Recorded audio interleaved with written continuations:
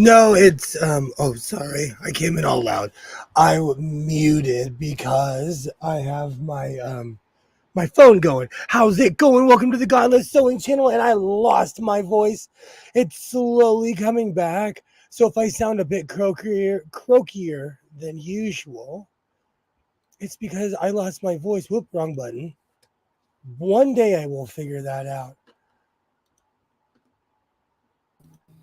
No, Oh, no, hold on. Let me change. hi. All right. Yay! How's it going, Joy? Hello, hello. Do you know what's really funny? It's because I'm not trying to exceed my I'm not trying to be too loud. Hey, dog, how's it going? How's it going? Hello, everybody. Yay! I keep on hitting the wrong camera. There we go. Oh, whoops. Again.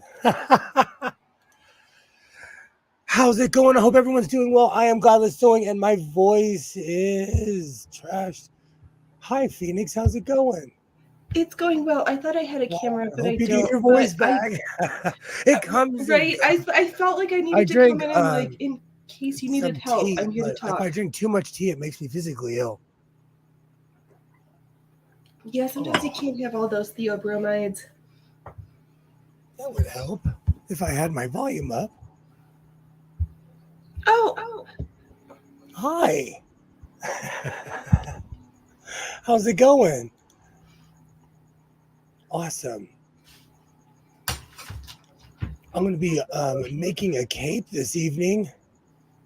Do you know what's really funny? I could barely speak all day, and I kind of sound like myself again.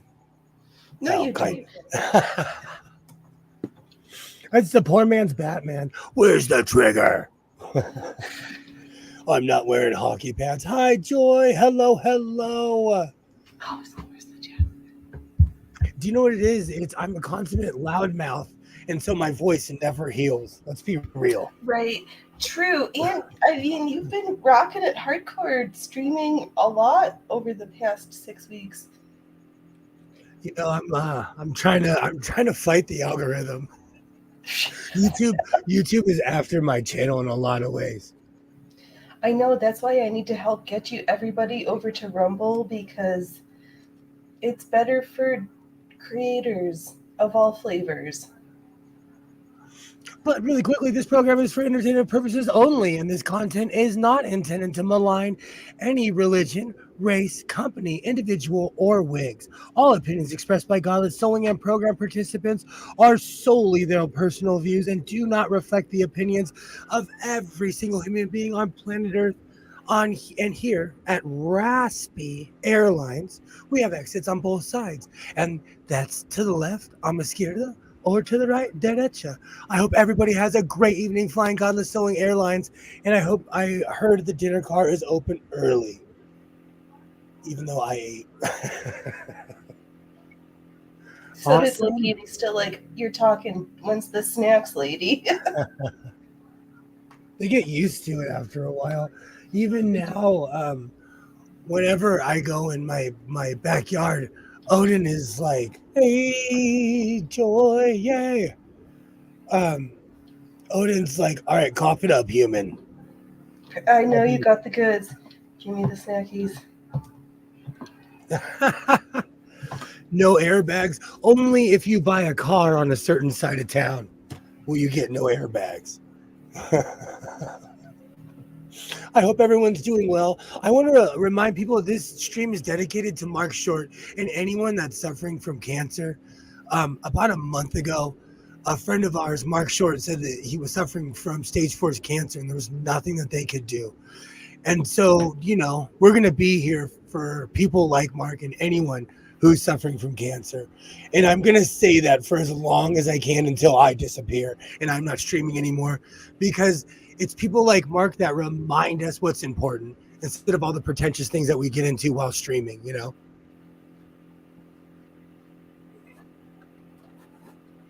And I do sound like Batman tonight.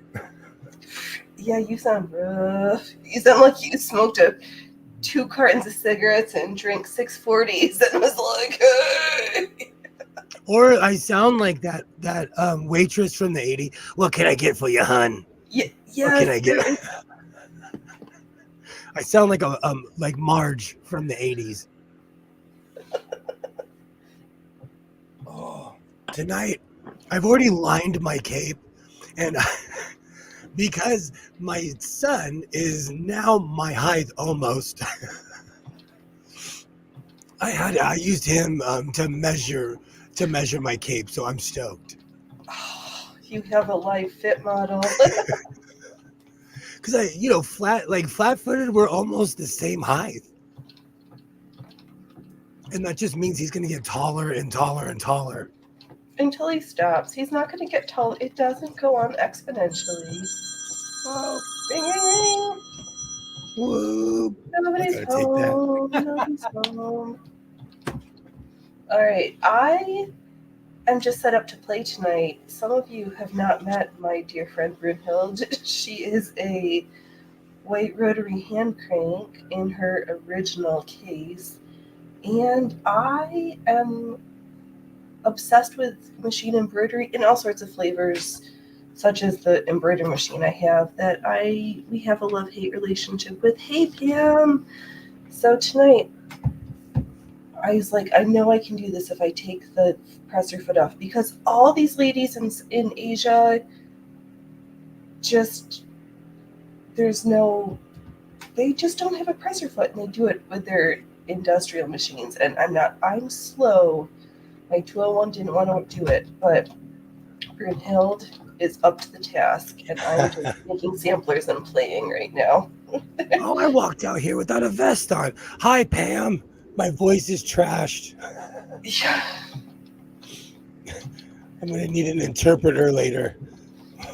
exactly. I was like, I don't know who. I will make myself available to co-pilot tonight's show. Just tap me on the shoulder when you need me to read all the comments. Oh, it's early. We're all still getting to our seats, saying hello to each other. You know what? Do you know? For somebody who is an utter and complete talker, okay. So at the grocery store, like I was saying yesterday in your chat, people are like, they're like, "Are you okay?" They're walking up to me at the grocery store. They're like, "You're here, but I don't hear you because I'm so loud. I don't realize it." You know. Do you need And to then get your hearing checked? Oh, it was weird. It was weird. And at Walmart, they were looking at me like, "Why are you so quiet?" They were shy. It was just funny, not funny. The Goodwill, all of a sudden, I was like, "They play music at this Goodwill?" But I'm talking so much, I don't hear it, you know? You need to practice being more aware of your surroundings then. I think the same thing can be said about people who have their noise canceling double-sided ear headphones in all the time, who could put themselves in dangerous situations and not even know because they just can't literally hear what's going on. I had to make a rule because we have chainsaw rated headphones that we have to wear at my job. You are no longer allowed to wear AirPods or earphones underneath because you go double deaf, you know? You have your music on and your ears are completely covered. And you could be with heavy machinery and not hear anything. But Yeah. you know, your music. I love that saying, rode hard and put up wet. I grew up around Navy people. They used to say that all the time. All the time. Yay, hello. Awesome. Hello, dog. And hi to everyone else. Awesome. I was sitting where was I? I was like quiet in my own head and I'm like, this is not okay. I don't have a voice. This is not okay. Okay. I know, I've been holding out on you. You've been sitting here so nicely waiting for Snappy. And I just made you sit here so that we didn't get Little Man, because he's trouble, and we gotta show off our tricks. We're tricks for treats over here. We don't just give treats for free. I'm gonna grab my cape in a second, but I had to commiserate for a minute. Fair. Ow! Oh, you need your nails cut. You're the one who hasn't had their nails cut yet. And sewing the sequins that I'm gonna sew, they're my purple sequins, so they're a little bit more close together. But those blue sequins that I was sewing, one little piece hit the sewing machine, it was just flying everyone. Sequins would explode.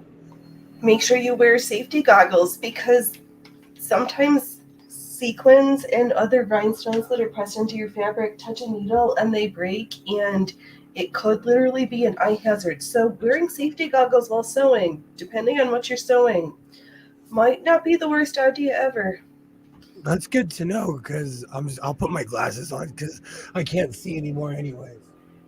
Well, and I heard the closet historian say Bianca, when she's done her vintage Singer buttonhole, or she's had times where it's hit the cam and the needle breaks, and that's out of your control. Like, you might be able to hear it ahead of time if something's wonky, but I think about that all the time because I refurbish sewing machines. I take the top off of already broken sewing machines and put my face over it while I'm hitting the power cord. yeah, maybe get out the googly eyes. Oh, Freya Fruffers, you want snap? Oh, that's right. I've got these wireless head things on. I'm not strapped in. I can go keep cat straps on for special places. I'm not strapped in. Very much an eye safety hazard. I think about that all the time. I think after all these years, I've just got lucky. Fair, but as with all things where there might be risk, just because we're not here for learning anything, but and sometimes you don't realize you have risks until you're like, oh, I didn't realize a needle could break and go into my eye. No, you'll put your eye out is real. It's not just from a movie, Right. That's some real stuff. And the funny thing is, in my family we had Red Ryder BB guns, so that was a big deal. Safety glasses, you'll put your eye out. Killer, same page. It takes 1 second to put on safety glasses. 1 second beats being blind for the rest of your life. I knew someone who was in an industrial accident, and they were wearing eyeglasses, but the eyeglasses saved their eyeballs basically because it was an explosion around their entire face and hands. Yeah, that just sounds right. Like, they were an electrician and they were fixing a panel, and of all places on earth, they were fixing a panel at a graveyard. And it exploded in there because it hadn't been touched in 50 years or something crazy. well, sounds like most of our electrics. That was it was a foreshadowing of the future times. Seriously. Oh, hey, little shit. All right. I'm finding it hard to tell the difference between Will and the pumpkin head in the back, and the pumpkin head in the background. That is my eagle head. I am weird. It's weirdly patriotic. I finally found enough. And I brought my flagpole back too. Don't close out of the. Oh, kitty. No one wants to see Oh, me. yeah, he's all kitty. Oh, cat.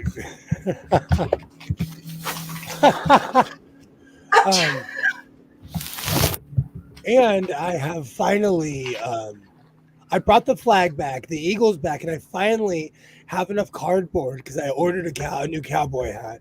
I finally have enough cardboard to make sunglasses because everybody, for some reason, this thing creeps people out. I don't know why. It's too realistic but too fake all at the same time. I guess because I grew up around mannequins. I guess because I grew up around things like that, I look at them like inanimate objects, Kitty would be nice, dog. Be nice. He can do a trick. Will he do it? Oh, Phoenix, do quit we know rubbing your this trick? pussy all over the camera. Oh, it's early. It's early.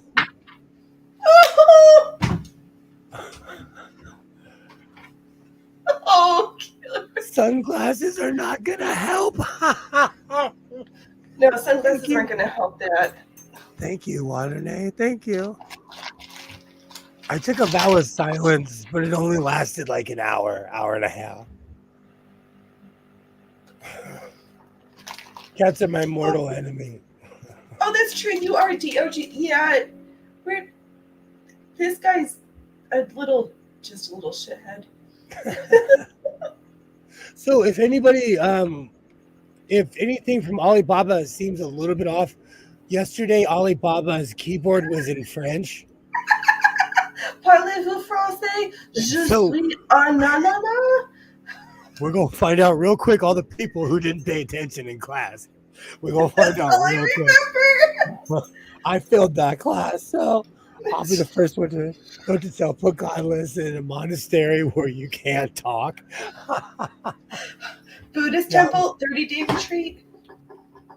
Do you know what's so funny? They'll take anyone. You can go there. You just have to follow their rules. They'll take any human. Well, right, because Buddhism is a spiritual practice, not a religion. Like, do you want to incorporate these practices, not believe this stuff? Thank you, Waternay. Thank you. I would make a terrible monk. Terrible. Hey, hello. I'll grab my cape in a second. I'm not feeling well. Isaiah, my mother, and I, we're passing something around to each other because that's my bubble. and the few people in my job and my ex-wife and her husband and their kid, that's my bubble. And we're all passing this like headachy thing around to each other. Now pick your flavor of viral infections until somebody decides to get tested for the. Oh. I had to restart to get rid of the different characters. Oh, the cat. The cat hit the camera for sure. Oh, you had to restart. Okay. Yay, hello, Waternay. Hello. That was all cat. Yes, 100%. Now he's eating a busk in a basket. Oh, that's hilarious. I have no idea what that is.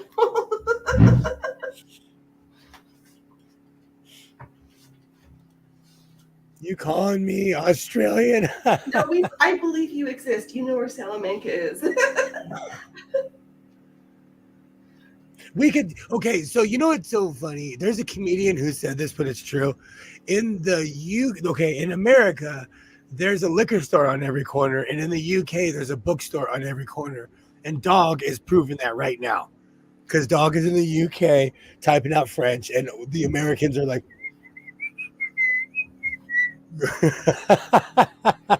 You stole my seat. Okay. that's your thing. Oh, that's hilarious. You can't steal out of the snack sack. Even though I did read a book about Henry Kissinger in Spanish to improve my Spanish. And now I don't like Henry Kissinger. All right. Yay. Hello, Waternay. Oh, here we go. I think you're going to start a war. Uh-oh. He only knows French because the Brits have told the French to fuck off for generations. Okay, good. I thought it was going to be something. We've forgotten why we hate you, but it's in our blood. Oh, that's funny. That is so funny. I'm into Frenchies, all kinds of stuff. I like French's mustard. I like French fries. A French roll. We're going to have to put the snack sack away here, vicious cat.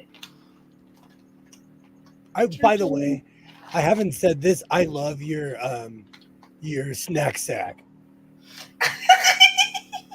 I know. I should get the clip. Here's my clicker. Because you and I are from the same era, I miss the butt pack era. I know they brought it back, but I was there when it first came out. Right. When like MC Hammer Too Legit to Quit was Right. Like shitter pants and a fanny pack. That was like Gucci with rhinestones, or a bit like.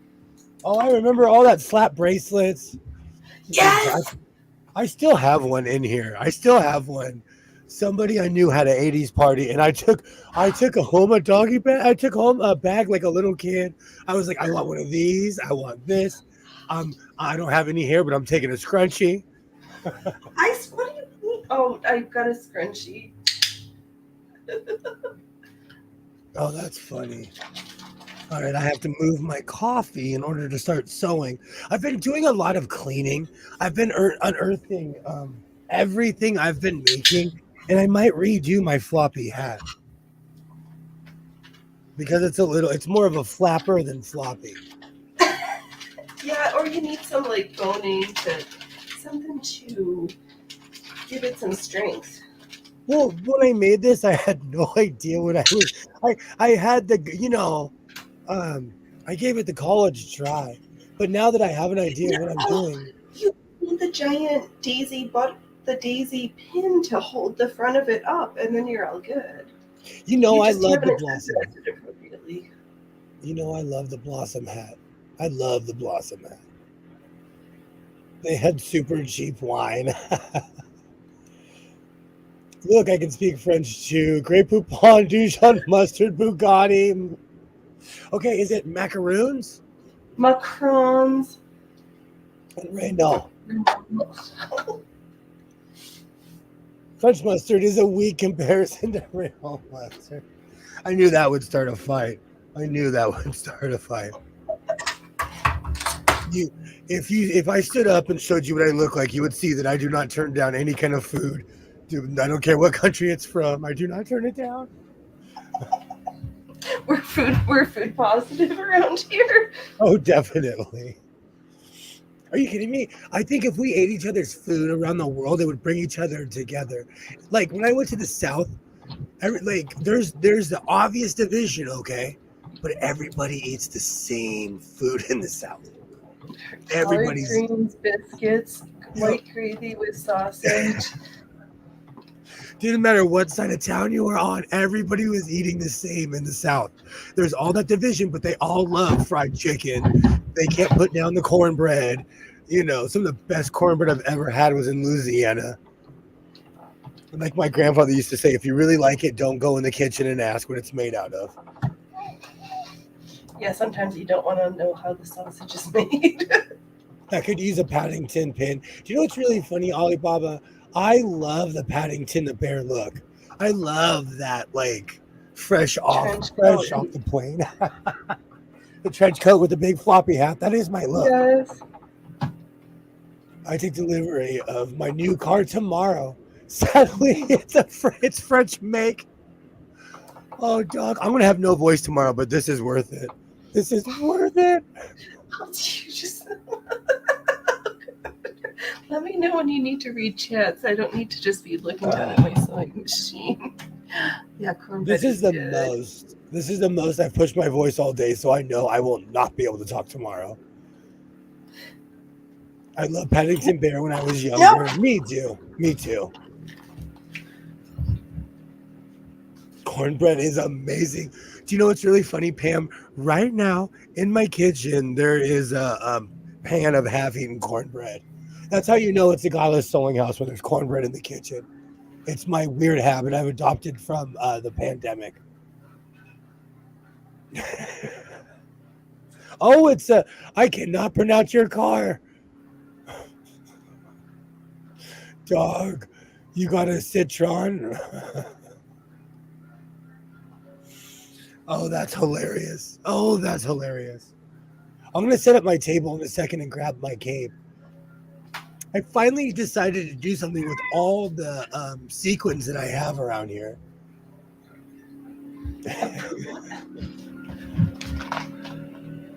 It's spaghetti night, so I booked up some of that.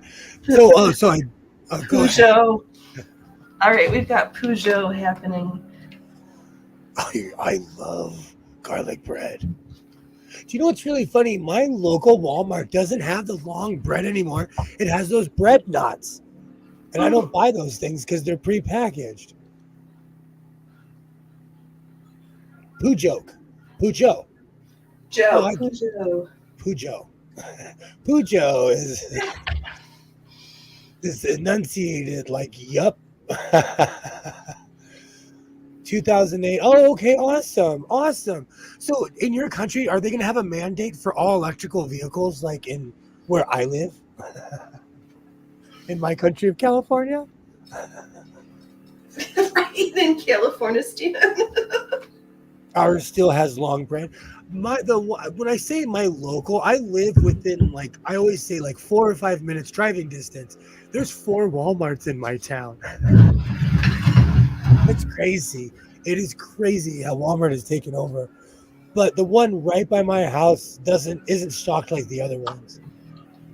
It's less of a grocery store and more of just stuff. Pronounced more like Peugeot. Oh, okay. Learning something here in the house of sewing. Right, this is purely by accident. We did not intend for any of this to happen. Electrics just don't last and are cold with the distances. I was wondering about that. Right. But I live in the desert. Right, but then you've got the issues of them being overheated and the whole issue with the different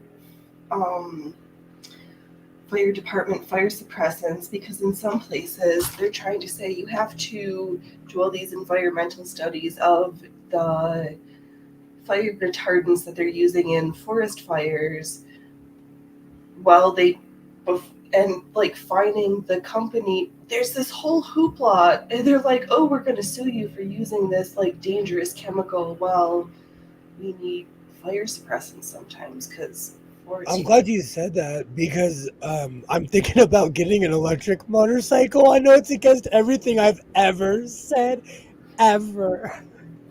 But they're mailing me stuff. They're like, hey, if you trade in that gas guzzler, we'll give you 3 of these things. Right, because there's also the Harley version that's electric too. Yeah. Well, they started making those. There was a Japanese company that took over Harley a while ago, and they started making electric Harleys. I drove 100 miles a day right now. I would feel comfy with an electric. I wouldn't feel comfy with a... Right, because you got to plug it in, yeah. I live in a yuppie town. There's plug-in stations everywhere. Yeah, but do you know how long it takes to charge those things sometimes? Yeah, because my neighbor across the street has one, and I watch them because they plug it in and they come back a couple hours later. Right, So some fire retardant is really bad. I know. 2008 numbers, not the model year. Like that train derailment in the U.S., can't quite remember where, but recently with chemical, there was one by my house, and they were recently oh, we had a chemical spill a week ago, and all the residents were like, what? You didn't hear? Why couldn't you? You didn't tell us this was happening? They did that to us. They did that to us recently, and I was just, and it made me laugh because everywhere else it was national news, and I think because it happened in a canyon, they just basically were like, oh, there was a spill, but we cleaned it up just to cover themselves, Big difference between functional half charge and a full charge. I was wondering about that. They're just giving me because I'm gonna get rid of my car pretty soon, and they're giving away the farm. They're begging me. They're like, oh, you want to get rid of your Ford Flex? Because they want the chips, the computer chips in it, Well, yeah. So I'm getting all these people begging me oh, be our guest, be our guest. It reminds me of Beauty and the Beast because I'm childish and I raised a child who is now a teenager. They're begging me to. Oh man, we watched every Disney movie. I am thankful for his childhood. I got to rewatch every Disney movie. Even the electrical management system has charging vary. I wondered about that. So fire retardants are basically you will get cancer sometime in your life if you're ever around this stuff. Which is true, which is why it's so weird that we have it in so many of like pillows, bedding, baby, newborn stuff. They're breathing in all of these flame retardants in their mattresses, their clothes, their like that's weird. I've always wondered that, and they tell you on the label though, because I was a label reader, Right, it's and there's a like lot it's of for stuff. your baby's safety in case you get into your house catches on fire. Well, like how? At the Where's the time, studies of? we were in a smoker's house. My ex-wife and I, we lived with her mom and stepdad, and they smoked inside. We were like, oh, we couldn't have this, we can't have this. And then when Isaiah came home, they didn't smoke in the house, but you know, we were paying attention to everything. Corporate influence is terrible. I agree.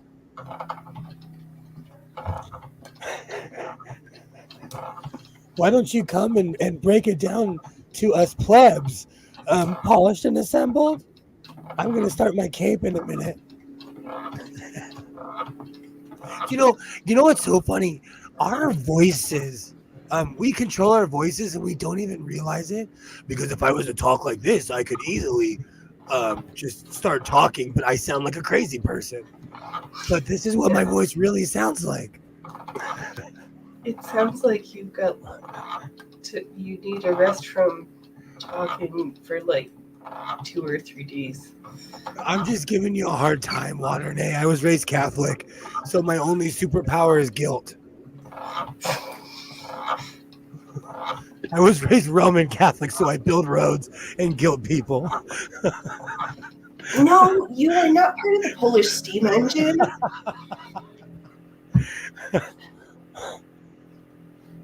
Electrified roads are popping up all over the place, so you can charge while driving. Could I be on my electric Harley and charging? That would be cool. I saw someone on an electric Harley today, and I was like, it's not that bad. You know why I knew it was electric? Because I couldn't hear it. I saw it. I saw him coming up behind me. I'm like, oh, that bike is sick. And I'm looking and I'm like, oh, I can't hear it. And they came by, shoo. I kind of want one. I kind of want one.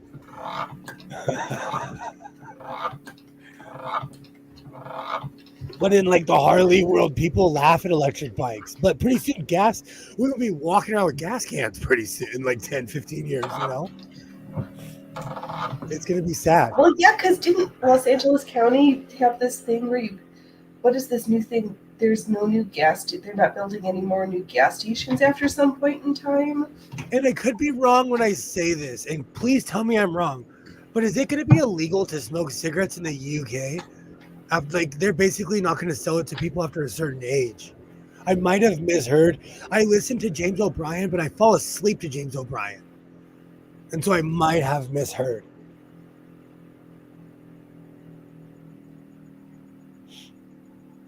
That's cool. I don't know.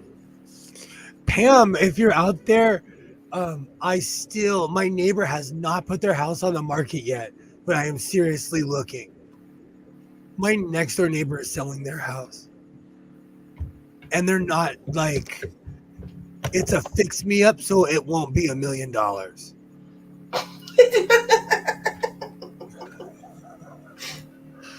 Because the tax on $1 million is $1.5 million. Who would have thought that in our lifetime, you know, and this is 100% shout out to Waternay for showing me this meme. But when I was a little kid, thinking of $1 million house, you would think of the Fresh Prince of Bel-Air's mansion. I'm living in $1 million house. I am in $1 million house. It is a 3-bedroom house. That is the insanity of inflation. And for anybody tuning in, I lost my voice, not my mind. Welcome to the Godless Sewing channel. The disclaimer was said, we're all about sewing and having a great time and talking about life. And eventually I get to sewing. And I try to train a cat from not eating out of the snack. You need to get in touch. Okay, this is exactly what Renee knows exactly what I was trying to do. I'm trying to get with him before it goes to market. That would be so awesome. I would literally just knock the fence over and start moving stuff over. I can finally get rid of my storage unit. Right? And then you've got your house. Isaiah's got his house. You're just planning for the future. Oh, he would. He would be like, bah. And it's so close that like I would just have to get extenders for the Wi-Fi. That's how close the house is, you know. And I know this because when I go to his house, I still have, I can still use my phone in his kitchen. I still have Wi-Fi.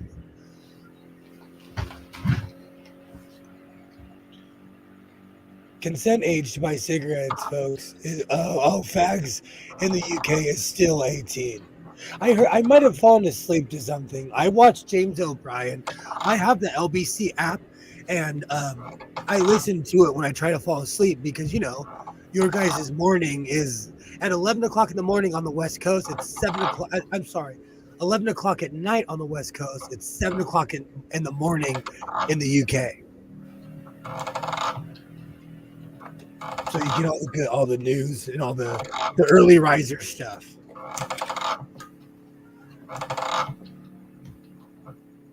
So my grandma had a rocking chair, and that sounds like her rocking chair. I know. It's Brunhilde. It's fine. It's this crappy, like, brown TV table that she's sitting on right now that is, like, barely supporting her weight. It's the table shaking, and I want it to stop because I'm afraid we're going to have an accident. Hey, Veronica. Good to see you. Awesome. Yay. New Zealand is doing the no cigarette thing each year. They raise the age until a certain year. Oh, so maybe I didn't mishear. How's it going, Veronica? Welcome. I'm loving the Rotary. This is Phoenix Electra from Phoenix Electra's Circus. You should subscribe to Phoenix Electra's Circus.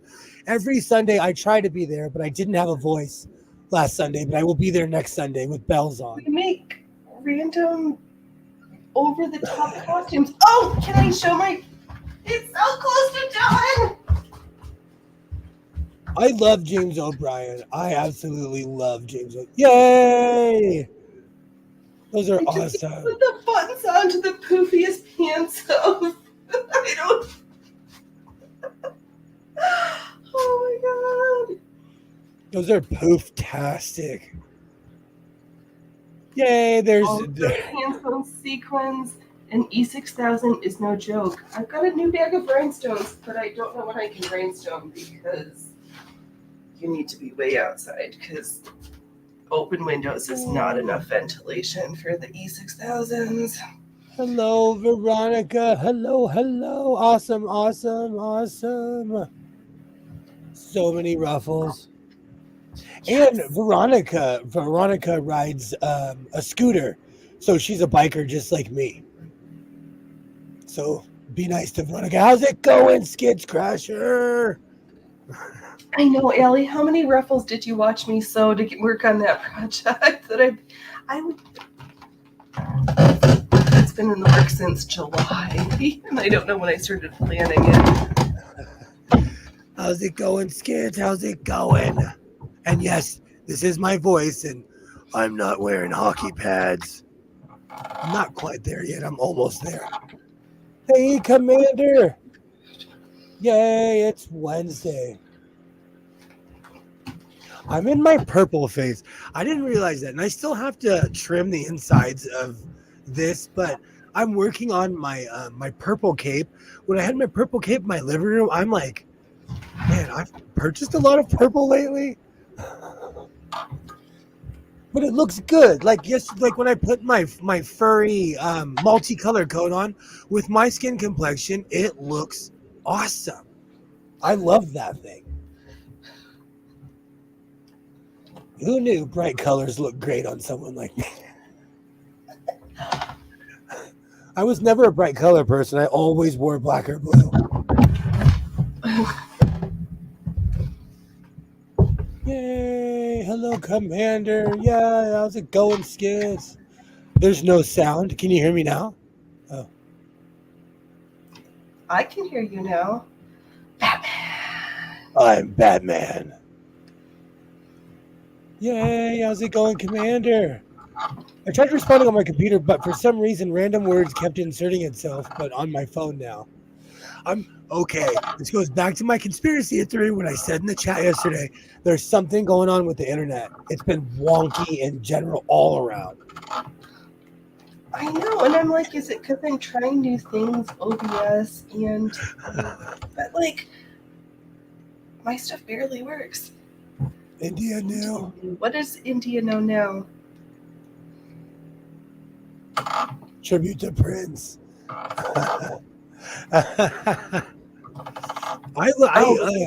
Okay. Oh, about purple. India knew about purple. Oh, okay. They just found a scroll at Herculaneum archaeology site. The recipe for purple dye they used back in. Oh, that's awesome. I can actually see that because I have my glasses on.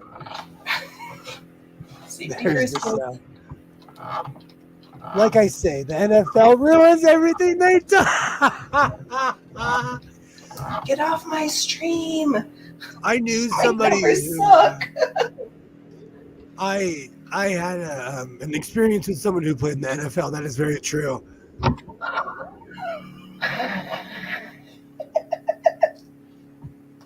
They are not. You know what it is? It's anyone who. Okay, imagine being famous from a child, from the time you were a little kid, your whole life, and everyone's clapping for you, and then you have to go work for somebody when you you retire at 27, 28. No, that's when you're like, I've managed my money well enough that I never have to work ever again because you don't know how to do that. It's so sad how we treat our athletes, because by 30, they're considered, I get so mad when they're like, oh, he's aging out. He's 30. And I'm like, that's not all. I'm like screaming at my TV. Hockey's the worst for that. Hockey is the worst. I'm going to go with gymnastics. They make it from an organ. They made it from an organ if some kind of squid. Oh, an organ, maybe ORGAN, like an organ, not like the. What did you make from the great state of Oregon? I don't know. I see that word, and I literally pictured myself on the Burnside Bridge the first week I was there, because I Googled cool things to do. It's really funny. I won't even say it. I Googled the bad side of town because I knew that's where the fun stuff would be, and I went there, and they were right. The computer was right. Some kind of snail. Oh, okay. It's amazing how somebody saw a snail and was like, if I get 10,000 of these, it'll make purple. Oh, yes. No, yes, I've heard about this fancy first purple dye. I thought they were still doing it, but it is stupid expensive because you gotta time it, and all the snails are different, so you don't get the same. There's no consistency in dye batch, so if you want your stuff to look the same, order the same dye lot. Kilroy, I just said this to my son the other day because he's like, I want to play football. I'm like, play baseball. You can play forever. No, well, it depends. You gotta work both arms because rotator cuff injuries and elbow shit's real. So much that they named the surgery after a baseball player, Tommy John's. Tommy John's surgery is named after a baseball player. 1970, the 79 one is made from a snail. Wow. Yeah, organ from some kind of squid. I'm sorry, I'm using speech to text. Oh no, no, I understand. It's no judgment here. I do the same thing. I went to the Los Angeles Unified School District. I do the same thing. Can I say because you've had a different experience and all this stuff. But here in the great state I live in, they're trying to get rid of the reading and math requirements to graduate high school because they say it disenfranchises minority students. So why are we not bringing up everybody to like some basic and just be like, oh, you can't do it, we'll just get rid of it so that you can get your diploma. Sorry, I think it's puppy. also more in consideration for ESL students than people who don't make the grade because they think what they're doing is wanting to make the more of an equal footing. Right, when equity goes wrong. They used an organ from a squid. I'm sorry, I'm using cease text. No, it's okay. It's okay. It's a hell of a coincidence that Lou Gehrig got it. It's a hell of a coincidence that Lou Gehrig got Lou Gehrig's disease. And if I heard somebody else joked about that this week. Now, that's going to be my next. I was going to make an emulsion box, but I think I'm going to get a bunch of those purple snails and make dye and see what happens. I have a backyard, but I bet the cats will eat it, though. You know what? You probably can't because California's like, didn't come here, invasive species. Get your fancy purple squirts snails. You know what? You say that facetiously, but we're not allowed to cut anything in the creek because of a horny toad frog that I can't pronounce its real name. I wasn't saying I was. Our creek is like saying it in a satirical voice, but I'm only speaking the truth. Unfortunately, like it's only funny because it's true in the words of the great Homer Simpson. California does Homer not said it. And we have inspectors that walk the creek because we have to dry cut everything because of fires. And so we have inspectors that walk the creek. It's hilarious. They would have just have then they would have classes for ESL students. But that's where you and I, in the great state of California, they hook everybody up. I would much like my day blue not dyed purple. So have you ever made tie-dye shirts? Tie-dye shirts, yes, I have made tie-dye shirts before. I've gone through a phase as well. I don't know if I want to, excuse me, I haven't been feeling well, so you're going to see my indigestion kick. I don't know if I could, if I have the patience for tie-dye. It makes a mess. It's fun. I might do tie-dye, just not in my kitchen. No, that's an outside, like, laundry room craft. That's not a kitchen craft. I know a grown adult that tie-dyed in their kitchen recently, like within the past 2 years. I did a tie-dye shirt. No, but they made a royal mess, and I was like, oh, I would never do this. Actually, Cubs, and yes, outside. I was in the same organization as well. I was in the Tiger Cubs, Cub Scouts, and Boy Scouts. As you can tell by my crafty skills, and I know how to tie every knot on earth. Oh, man. So when do you think my voice is going to come back? Next Monday?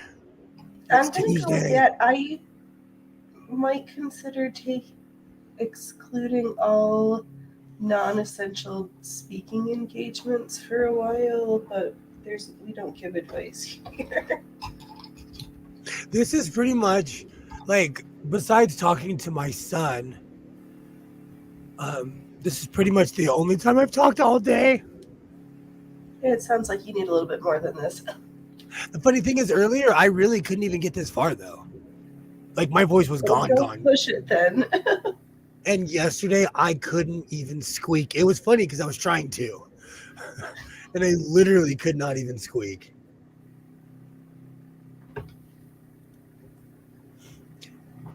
I never tie-dyed. I could never find a record player that was destroyed enough to turn into a tie-dye spinner. Tie-dyeing is for hippies. I don't know. I've seen some beautiful stuff that looks more rock like recently. That I think it's come a long way, but I hear that also. Comment noted. Oh, that's so funny. YouTube did not like dogs comment. YouTube is pro hippies. They blocked out dogs comments. We're gonna leave that up for a second. YouTube blocked this out. I know. I went through the other day and realized if I don't pre do my settings, it like you can change it so it's like hold certain comments for review, but then I'm not in my backtube studio to be like, I don't see what got held. So I'm like, just open Pandora's box. I'm in such a battle with YouTube and their algorithm right now. They've denied 2 or 3 videos that I've taken down. So if you're wondering why I haven't had pre-records lately, it's because they don't like my style and I'm not backing down. All right, then if you can just take a moment and go step a finger toe into the world of Rumble so that I need to come back. I have a Rumble channel. I need to start downloading all my stuff there. Far out, man. Kilroy, I'm sure you wouldn't look terrible. I was rocking a tie-dye shirt the other day. I have old Joe Crabshack's shirt, and it says Joe Crabshack on the front, and on the back it says "Go bite me." I love that shirt.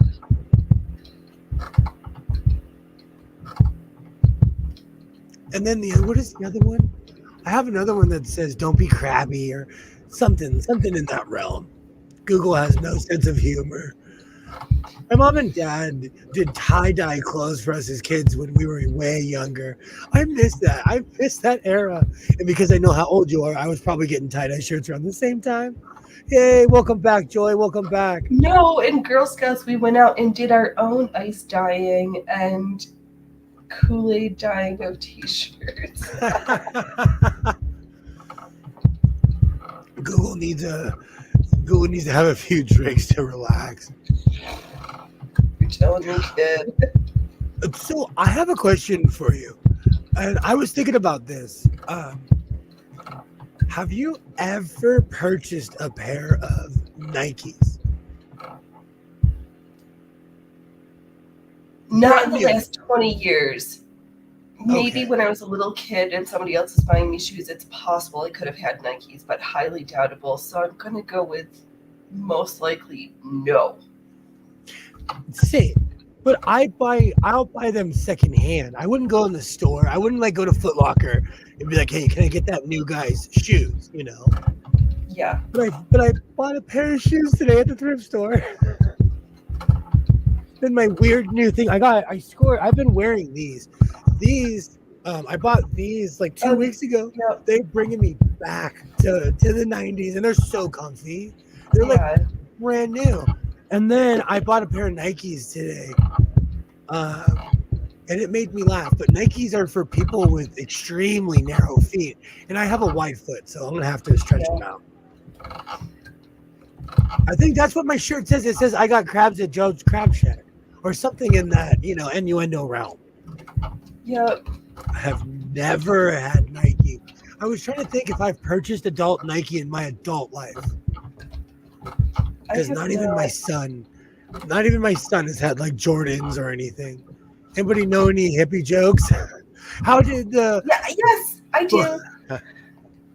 Let's go with this count his lives? Oh my God. Oh, that's funny. That's good. Okay, I got another one. How do you know that you invited a hippie to your house? How's that? They're still there.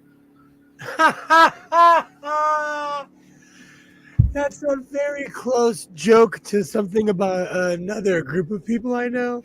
Oh, that's I'm funny. sure it applies to lots of groups of people. Oh, that's awesome. I like that. I'm going to steal that. I'm taking notes on that one. That's right up there with my Clackamas joke. They told the hippie dog to play dead. It said, no, play Zeppelin. Oh, man. See, a long time ago, I threatened to get a hi-hat. I need to get a hi-hat. I need to bring a drum set back.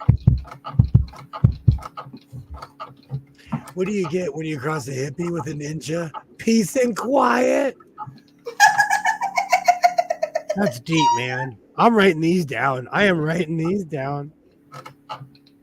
Oh, it's a different world when I'm wearing my glasses. Don't you have your extra phone for just taking pictures of the chat so that you can remember? Yeah.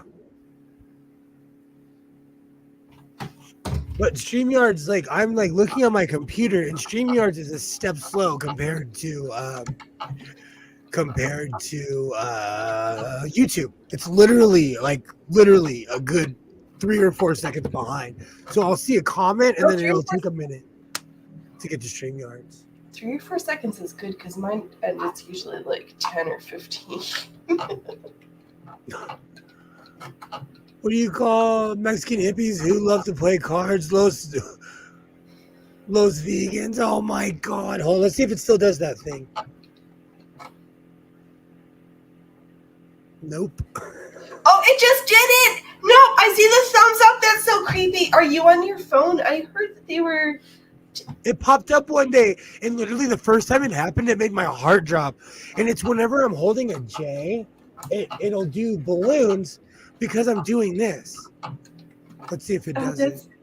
Whenever I'm just chilling like this with the J, it'll do the whole balloons thing. It made me jump the first time it happened. I heard that they were testing this, and then I was like, oh, you talked about this already. You've been a test subject and haven't even realized it. They're testing on you without your consent. How do you feel about this unconsensual testing? It's because I paid for the real StreamYards. Yay! No, it's a YouTube thing. Hello. Oh, it's YouTube? Yes, that is feature. It's supposed to be on phones and tablets when you are reacting into lives to come blah blah blah blah blah. It's a YouTube thing. Oh gosh. Why did the lifeguards fail to rescue the hippie drowning in the ocean? Because he was too far out, man. What's the difference between a pizza and a hippie chick? You don't peel the crust off the pizza before you eat it. What kind of cigarettes do hippies smoke? Yours. I don't miss. Okay, really quickly. Cigarettes are expensive. I don't know how people can even bum a cigarette nowadays. No, you used to feel bad when people were like, "Can I give you $1 for that cigarette?" Now they're like, "Yes, please, but can it actually be $5?" Yeah, like, that's like $1.50 each. Like I would. Cigarettes are expensive.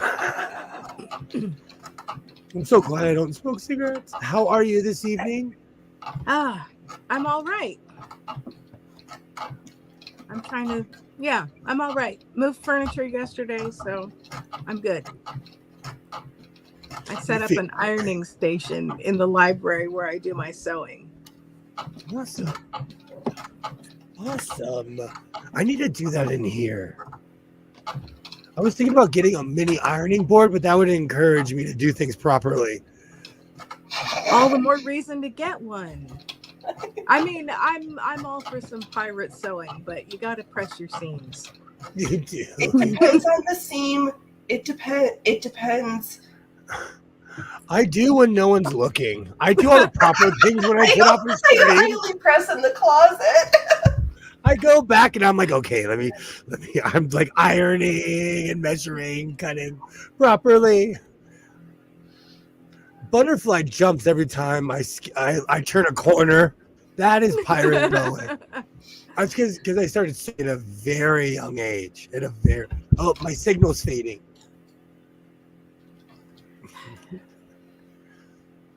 Oh no! Oh. Oh no! It was. All right, Kilroy, what's the difference between a hippie chick and a Muslim chick? The hippie chick gets stoned before sex. Oh no! Oh! Yep, No I was comment. told who read that one. I'll What do take you it. call a clever, socially awkward bisexual hippie with a fancy neckwear who streams Star Trek, a shy ride by guy fly tie by watching sci-fi on Wi-Fi? I'm wearing my glasses. How many hippies does it take to screw in a light bulb? Hippies don't screw in light bulbs; they screw in dirty sleeping bags. We have fallen into the descent. I'm gonna go grab my Good night of table. dirty jokes. I'm gonna go grab my table real quick. And for anyone wondering, I lost my voice yesterday. It is slowly coming back, but I'm in my Batman days. I'm gonna have no voice tomorrow. No, you're not. That sounds wonderful, Alibaba. Absolutely. A full-size tabletop. I need to get more organized. I Check do their have stores for small boards. Do you know what's so funny? I see them all the time and walk past them. I need to step up and buy one. And that's where I found my hams and my tiny why did you grip on me? My narrow hem board at the Ooh. Goodwill for like a handful of bucks because people didn't know what they were selling, and I was like, "You can come home to me."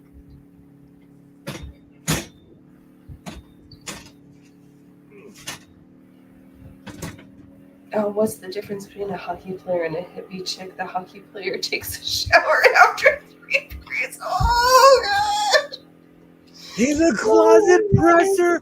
That's a t-shirt. I need to put that on a t-shirt. So I'm glad Pam's here. I got these shoes today while I was thrifting. And I want to say, as someone who wears a size 13 shoe, it's hard to find a decent shoe for a good price. So I'm not like, that's why I was asking about Nike earlier. I do not deal with politics. I bought this shoe at a thrift store and I cleaned it up. So it's all shiny. I like those better than the other ones. You don't like my You don't like the DC ones? Those are like classic skater shoes. They're a little bit teenager for me. They make me That's feel the way he like loved them. they make me feel like one when I wear them. They do. Nice. How do you starve a hippie hide his grocery money under a bar of soap? Very hard to have those and never paid over $40 for all of that. I'm so stoked. How do you get a hippie off your doorstep? Pay for the pizza and close the door. I've made my own hams and seam rolls. Mm. I know it does seem pretty easy, and it is even more funny. What is it? I saw Shannon sells a template, her fabric for the ham. It's the pattern printed as a ham and a sausage for it. So you're like, oh, I'm getting my sausage, and you're like, and it looks like a sausage. So that's cheeky.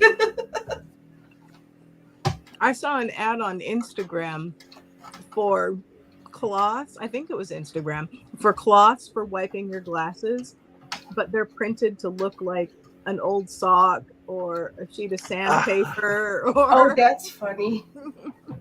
That's also cheeky. How do you know if hippies have been in your house? They're still there. I said that one already. Why do hippies make great accountants? Because they're from the counterculture. Bring out the abacus. Bring out the. I wish I had one. Wish I had one that I could be like.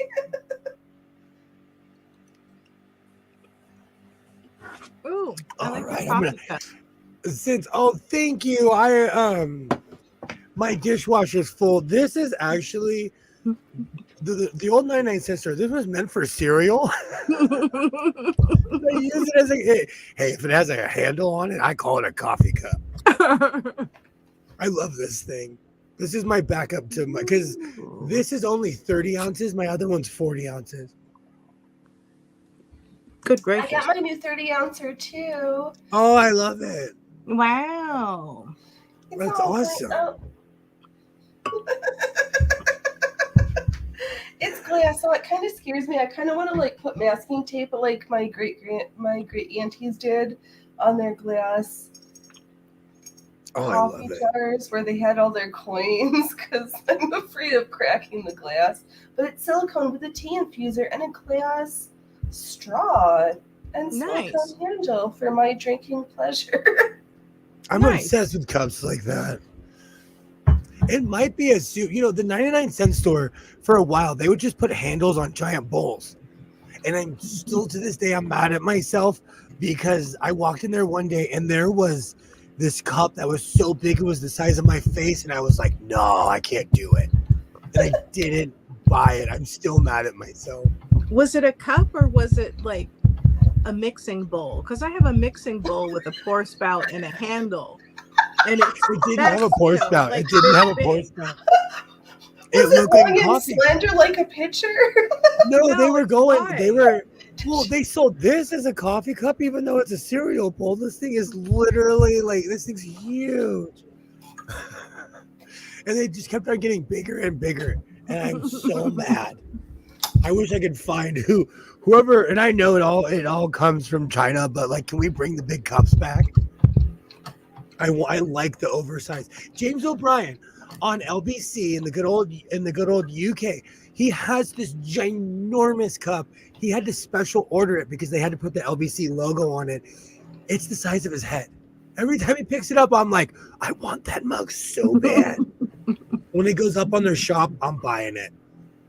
It's like 40 something ounces. It's ridiculous. Wow. It's just less trips. In the morning, I appreciate a pot of coffee in one sitting. So you just want a carafe that's got a spot where you can hold it and put your straw in and drink right out of. You just need a giant ninja and just put a big straw in there. I want one of those. I want what they have at IHOP. Like they have those. You want a diner's carafe with a straw. Yeah, you should get a carafe and fill and keep pouring into your cup so that the coffee stays warm. Or do you like Just tepid put a coffee? straw through the carafe. It's got a hole where you put the where it does it steeping. Now I want super cereal. cereal.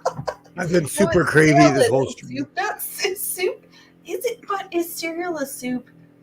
You want You want soup, and you want hot soup and cold soup. I should. I am a bit of a Garrett. I should call LBC and demand them to sell me a cup. Shut up and take my money. Right. Now I want some oatmeal. Fun fact, I didn't eat oatmeal until I was 25 years old. I grew up Well, eating oatmeal. Yes, Probably from cream my of rice with my heritage. mom in the morning from a packet before she went to work used to be our special time. Very nice. Yeah. Cream of wheat's always got a special place in my heart.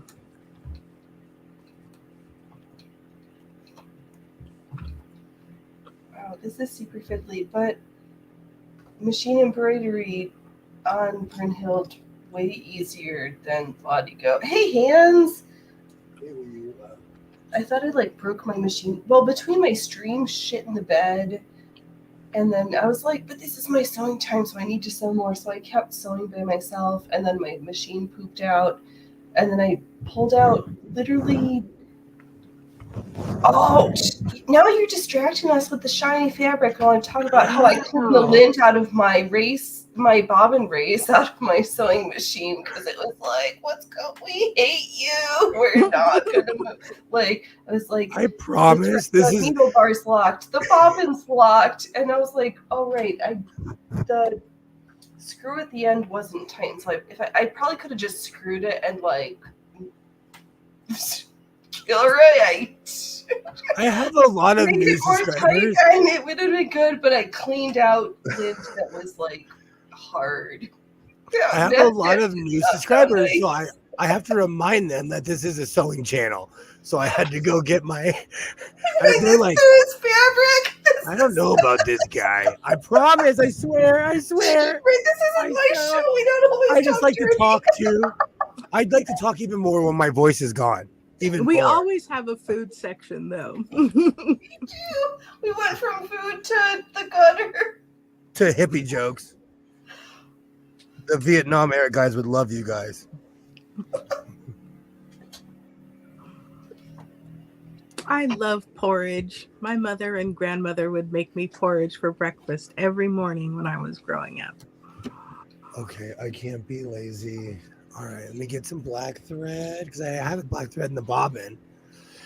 What does porridge constitute as or of? What does it contain? I think a cooked grain. Pick your grain: buckwheat, quinoa, oats, rolled, whole, squared. I mean, more commonly oatmeal, but yes. Corn. Okay, so porridge is just a descriptor. Well, Dog was saying that in the UK, oatmeal is called porridge, and I'm half English, so my family would call it porridge. I had porridge. I grew up with a Hispanic mother, so I grew up eating chorizo, like sausage and bacon in the morning. Like, man, I still go to my mom's house sometimes in the morning. She cooks bomb food. Huevos rancheros? Oh, it'll stop your heart, but it'll. She still makes that. Do you have huevos rancheros? Oh yeah. Sparkly, thank you, Joy, thank you. Gruel, if you're playing and you suck. Hippie food. Gruel is cruel. No. There's ways to make. I mean, oatmeal with fried bacon. Like, it doesn't need to be sweet. Like, Americans think oatmeal and these things are sweet things, but think of gruel as like potatoes, like this plain. I obsessively eat potatoes. That is one thing where I can get along with people in the UK. I love some chips. I don't care if they're mashed, fried. I love tater tots. I love all of it. Fried potato pancakes, all of it. No, those are called latkes. Those are not English. I don't care where it's from. I'm a potato fan. Maybe I'm deficient of something and my body's just telling me I need it. I'm not a hippie granola cruncher. You know what? Everyone disparages the hippies, but they like to eat the granola.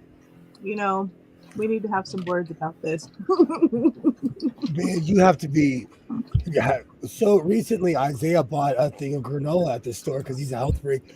It was 20-something bucks for a bag of granola. Ooh. Inflation it was huge, but it was still an insane price. And it wasn't a large amount of granola, and it's real granola, but still, like, come on, man. I was shocked. And granola is high calorie, low filling. Like, if you are hungry and need to feel full, granola is not the snack of choice I would recommend, because you're going to eat the whole bag and, like, now I feel full, but, like, 3 meals worth of calories later, you're like, okay. And then when you look at the serving size on the granola, you look and you're like, oh, that's, the calories aren't bad. But then you find out it's like a quarter of a cup, which is literally like 4 tablespoons. It's nothing. If you want to feel full, granola's not, I do not recommend. Oh, he's exploring, No, he's not a full-grown adult with full-grown adult problems.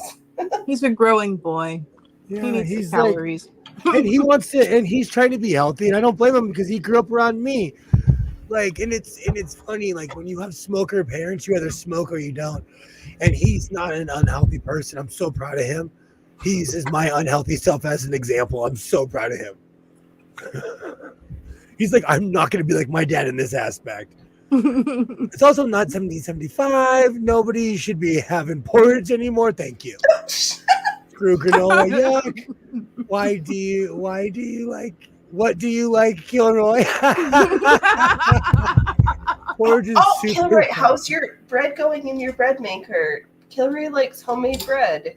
Ooh. Or I just have it on super good fragile. authority. Have you Oh, that's seen awesome. that $300 toaster from Japan? No. It supposedly, everyone that I've seen test it, it like makes the best toast ever. I was so tempted when I needed a new toaster, but I was practical and I got a toaster oven instead. But it's a Zoji Rushi and it does make really good toast. I grew up eating. I didn't even realize how Hispanic I was raised until I'd get around other people. Kilroy, you might like a Mexican breakfast. We don't play. We put ham and eggs, all kinds of fun stuff. When I lived in LA, I used to go to this one place, and this was 24 years ago. So, and it doesn't exist. I've checked. For $2.50, you would get refried beans, ham, and and eggs, some sort of sausage, tortillas, and a cup of coffee. Wow. But that was like downtown LA 20 something years ago. Gosh, it makes me feel old. All right. This is, oh, I'll get some sewing done as advertised. I tend to like all of us. It's okay. I'm taking the day off because my voice is so trashed. Well, that is a very pretty color fabric and so sparkly. What are you making with that? A cape, because I'm in my cape era, and Oh, I'm okay. gonna one day I'm gonna convince you to wear a cape with me. It depends on the cape. I like I have cape. quite a few actually. Actually, I have quite a few. I have a licensed Doctor Who cape, and it's got the plaid of the overcoat, and then inside the silk, well, not silk, but the satin lining has little bow ties. Oh, hold on, let me make Ooh. Hey there, Little Red Riding Hood. Oh, I love it. It's a Goodwill or a thrift store in Seattle, but it's 100% wool and it is a cloak. Wow. Oh. I do wear it because I do like to moonlight as Little Red Riding Hood. Like, who wouldn't? Yes, I love that. I Me love too. that. I would, if I saw something like that, I'll buy that. I would buy something like that. That's awesome. Nothing beats in a full English breakfast except for a coronary. That's what beats it. Getting your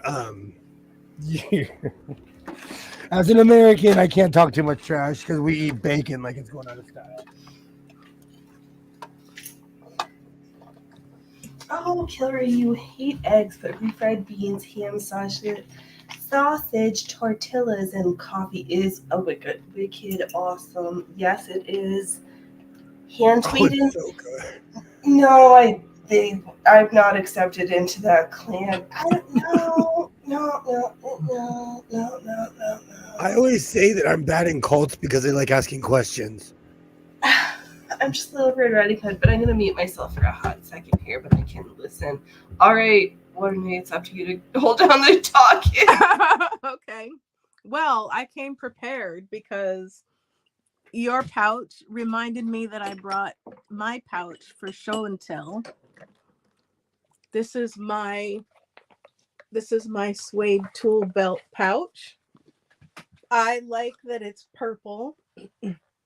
Check it out. Little space for your hammer, marking pencils, nails, or what have you.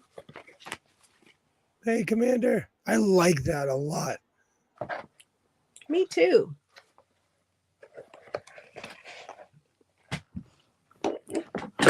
I'm a purple person. Purple and green are my two favorite colors.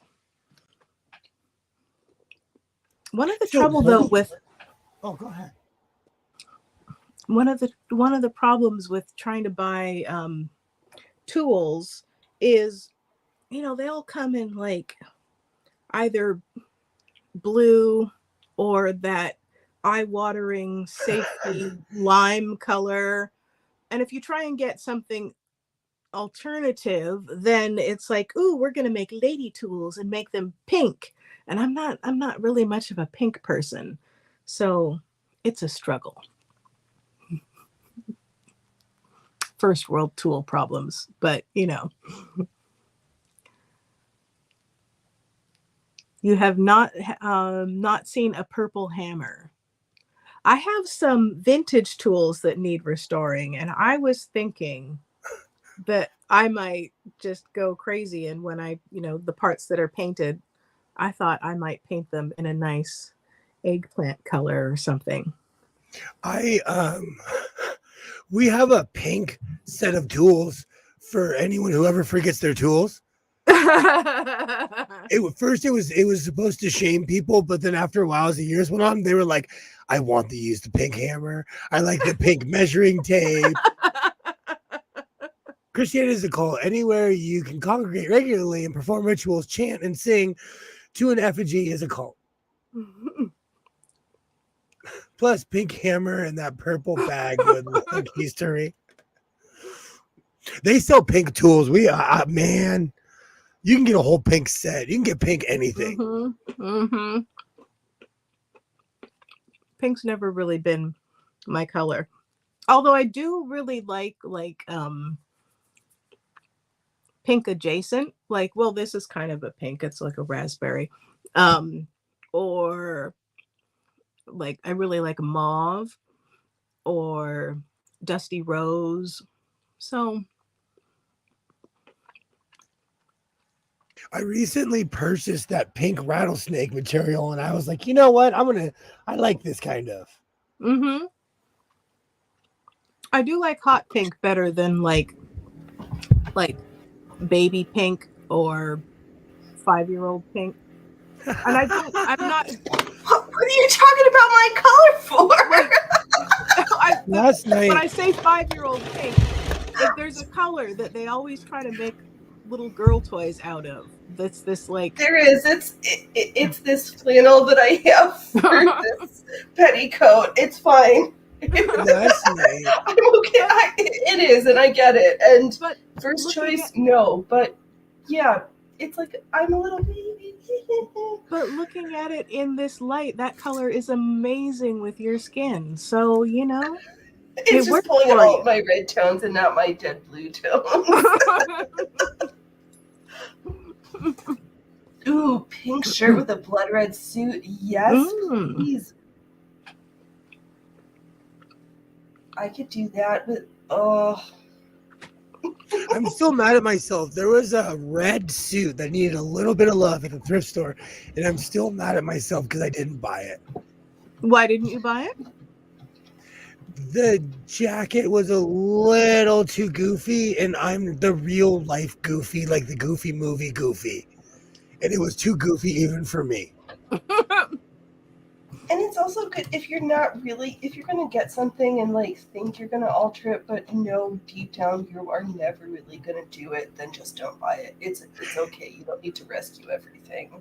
Exactly. And I'm on this, like I've been going through my closet a lot lately, and I've been telling myself, like, you bought this, you've never worn this. You bought this, you've never worn this. Like, so I've been shopping my own closet lately. Right, exactly. And you are a prolific maker also, so. Well, it's different because, like, I wear my loungewear around the house. Like, a lot of the stuff I make, I wear. Good. If people would freak out if they saw me, like, without, like, there's people that do not recognize me without my cowboy hat or bright colors. And plus, I gotta keep the riffraff away. So every time I get a new neighbor, I go out there with something extra bright with my skates. And I say, "Hi, I'm in my 40s." Hello, new neighbor. And I'm getting a new neighbor, so I gotta start practicing my gymnastics on the roof.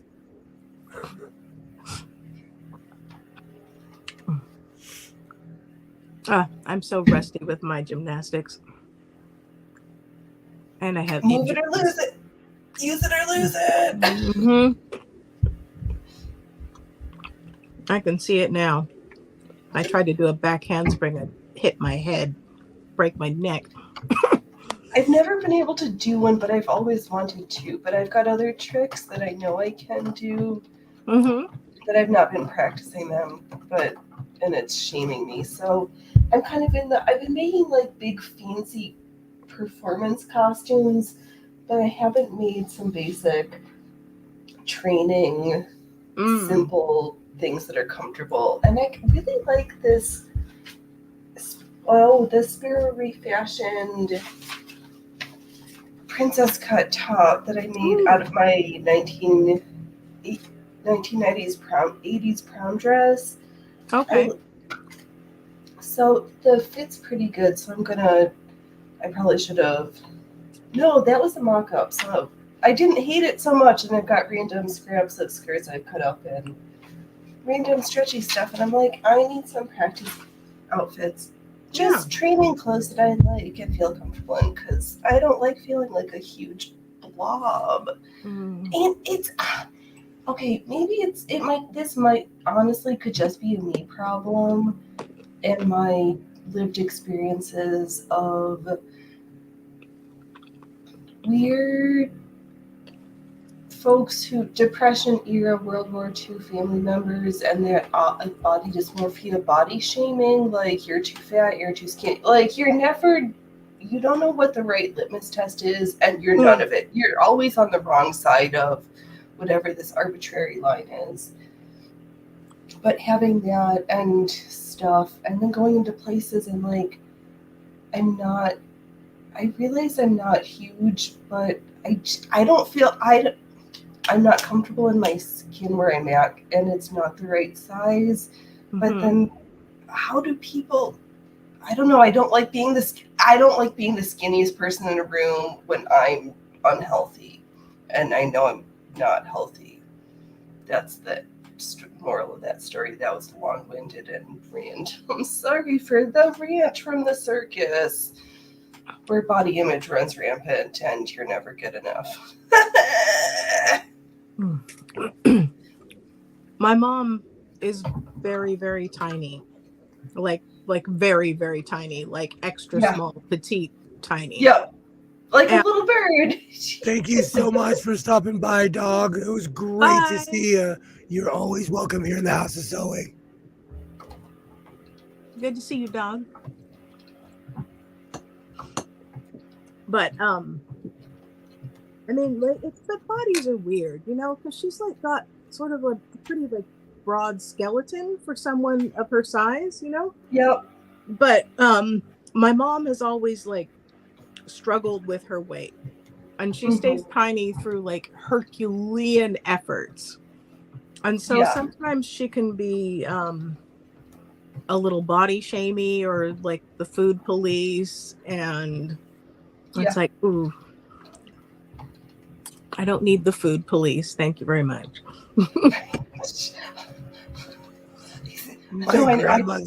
My grandmother was a stomach pincher because she was skinny. She was like, "Oh, you're getting a little chubby." That's evil. That's evil. There's also like folks like my human who, like, I know these folks, like, you feed them. I just joke that some folks will be able to survive the famine without any issues, and some folks are going to be less likely to survive the famine. And I'm in the latter group, or the first group. I can survive. Just give me stressors. I should not. Never mind. I do not invite any stressors. Bring me calm and joy and peace, please. I just remember I saw in a compilation of texts that some young woman typed something like she's got the body type where she tries to exercise and her body says, "Oh, are we running from the English again, lassie? You know, don't worry, we'll keep you plump as a partridge so you can outlast them." I have certain parts like that. Like my lower half does not agree with my upper half at all. They have departed. It's like Pangea. They're going in two different directions. I'm serious. As a man, like, I'm not supposed to be hippie, and I am super hip. I can't. I have to like Oh, shit. think about what You don't mean jeans the I'm wearing. kind who's like, Not you're the like, granola eating. Not the granola eating type. I'm serious. You know what? I'm going to go off for a second. They do not consider men having different waist and hip sizes. Mm-hmm. Men's pants are made in a very uniform way, and they're not necessarily made for someone like me. Mm-hmm. You know, I think that's very what is that, misandrist? Well, no, it's because we tend to go with a very certain body type, especially like the sample sizes. the body type is non-existent body. Yeah.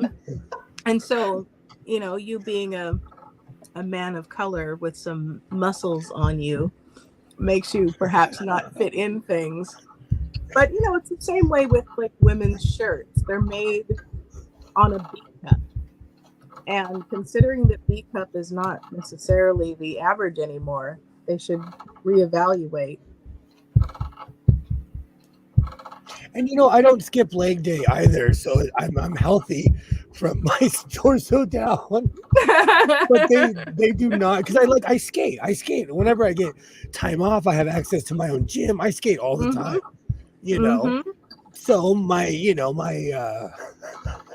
let's just say sewing never skips leg day. Never. That's going to give you some muscular thighs and glutes, which is going to make you not fit in pants. Because we used to have back in the day, everyone like the pleated pants and stuff were such a thing. Although they are making a resurgence. I hope so.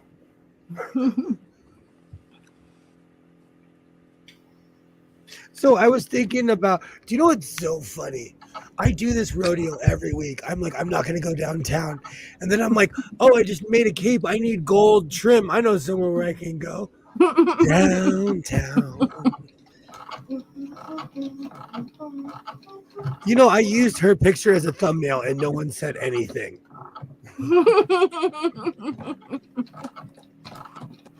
That was like on one of my first downtown videos. It's Carole King, I believe. And I used her thumbnail. Is it Carole King? Alexa, I don't think so. Who sings the song Downtown originally? This might answer your question. Downtown was originally performed by Ray Conniff and the Saints. Oh, that doesn't help. Just wait, Kilroy or Alibaba's got us. Just give us 5 minutes. Just wait. The answer will appear magically. Nancy. No, Joyful for the Win, Nancy. Was it Nancy Sinatra? I think that's the picture I have then. Google is not your friend. Oh my gosh. I put a ton of pins in here because I did not want, I've learned from because I'm using a stretchy material with a flimsy material. So I put a ton of pins, and I'm using my star material for the lining of the cake because I'm all about fancy lining because I'm weird. Those go well together. Thank you. If it's so finicky, would you not benefit from an interfacing or structural interlining layer to help hold all that slippy shenanigans? You know what the funny thing is? I have a whole bolt of it because I didn't realize sizing back in the day. I have a whole bolt of interfacing that I should have put on here. I was going to say, now sounds like a time where I might consider using some, but I've been using, all the stuff I've been using is for my patches because I got my machine going. My voice is slowly going downhill again. Wait, don't. That's okay. You know what? That's what I'm here for. I just won't be able to use it tomorrow. The world will thank all of you. You guys are doing a community service to my community. Can we get somebody to sign off as time served for community service? Do you know what's so funny? My job does community service, but we're picky about who we can have on campus. But we do community service. It's kind of hard to get people for community service when you can't have any criminals around. Yeah. That's exactly what. But we get a lot of like people in certain like churches or people, a lot of college Right. kids. A lot of college kids have to do community service, Okay. certain classes and stuff. So we get a good mix of people. Or that one mom who made a mistake and has no criminal record except for driving, like, stepping a little too much wine that one night. Okay, I think I took all the pins out of this. Let's see. Sorry, go ahead. Sorry. No, I promised professional wrestler. I put Macho Man in the thumbnail, and I shall not disappoint. We don't want Mini Man, we want Macho Man. Oh, I gotta move my table. Oh, now I have it stuck in my head again. Alibaba says that he thinks that Downtown is by Petula Clark, and that sounds familiar to me. But that raises a whole other argument. Like, who was the original singer of Hey Joe? Who, like, there's a bunch of songs where people just would sing them, Like, I love the I Told You So, the Randy Travis version. I guarantee you he wasn't the first person to sing that song. And sometimes, too, someone will have the song and then somebody else will make it famous. Right, because the singers and the writers are not always the same and frequently are not. Or like someone, what is it? I think I saw a thing from Professor of Rock where he interviewed the people who did the Up, Up and Away, My Beautiful Balloon. And there were a couple people, I think, who did that song before they did, but theirs was like huge.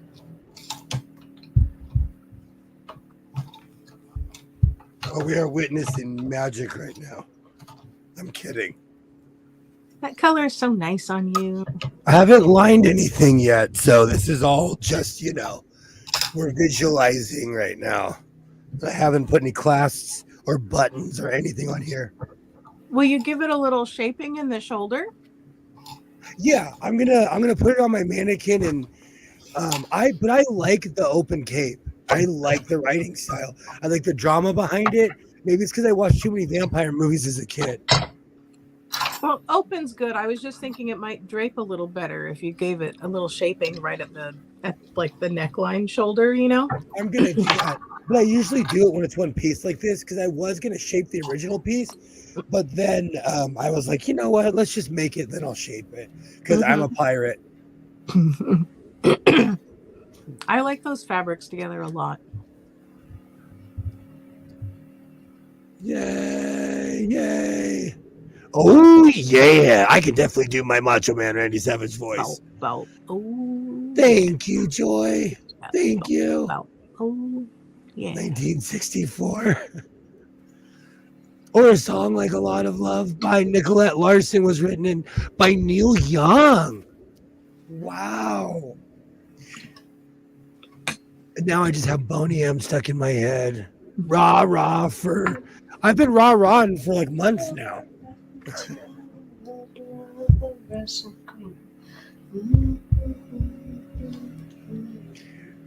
I think I should cut my Roman cape too. Awesome. And I definitely put it over a vest because I will be wearing this over a vest.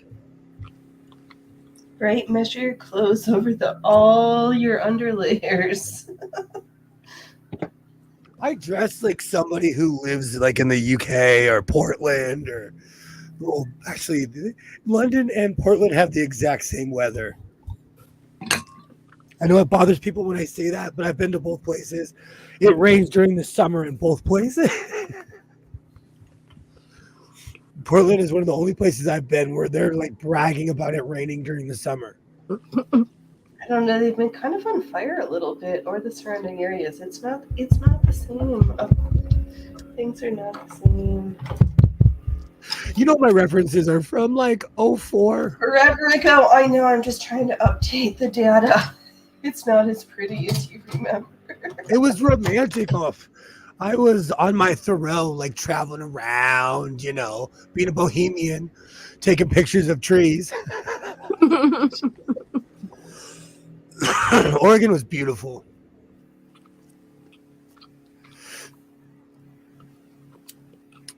But I consider Oregon anything like from the Siskiyou to the Canadian border. It's Siskiyou and sort of. Between my horsey voice and the fact that I can barely speak English, imagine how long it took me to say Coanga. Washington might have some words with you. I know. The funny thing is, before I went anywhere, I went to I drove and saw a friend in Tacoma before I lived in Portland. So I visited Washington first. Well, you know, as hanging out.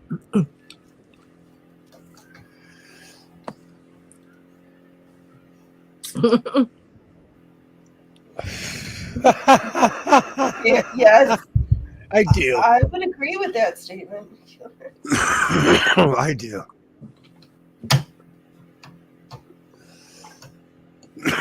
It's because I live in I grew up in a very warm climate. So I'll never forget the day I went north of Sacramento and I was like, oh, it's very different here.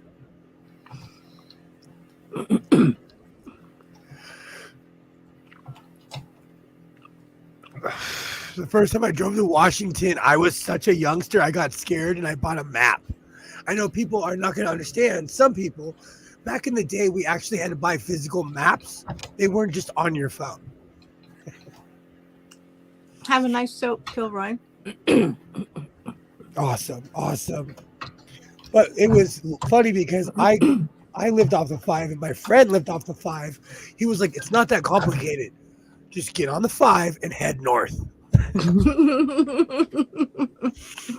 But things happen. You get diverted, or I'd never driven that far by myself. Mm-hmm. Maps are good. I still have a ton, and AAA in America, AAA still gives you maps. Mm-hmm. I get them. I have updated LA maps right now because I ask questions. I'm like, where are the freebies? Thank you. Give me all the maps. You pay for your AAA membership, so the maps technically aren't free. That is true. I was watching Laura Comp, and she was visiting her girlfriend in California. And so, since she was German and a walker, she decided she wanted to see the city, Los Angeles, and was going to walk the 9 miles from their house to the visitor center. And I'm like, ooh. And one of the comments she made was, you talking about the roads and stuff, and they're like, yeah, these roads don't really want you here on foot. So anyway, so she walks all over the city doing this and that. She gets to the visitor center, and they're out of maps of LA. Oh. So they're like, we can print you one, but it was just like an overview of the freeways. Oh, that's even worse. LA is so intricate, you need a map, It's very much on a grid. Like LA reminds me of Arizona, but the only difference is that we have 10 million people in one concentrated area. But it's built on a giant grid system, and it's a lot long. It's like our streets are a lot longer than you think. Mm. So to walk 9 miles in LA is different than walking 9 miles in Iowa, or like or like when I lived in Oregon, we were outdoorsy. I'd walk miles and miles. We went camping we'd find a lake. I felt like I was the first person to discover this lake because we had to walk. Those were good times.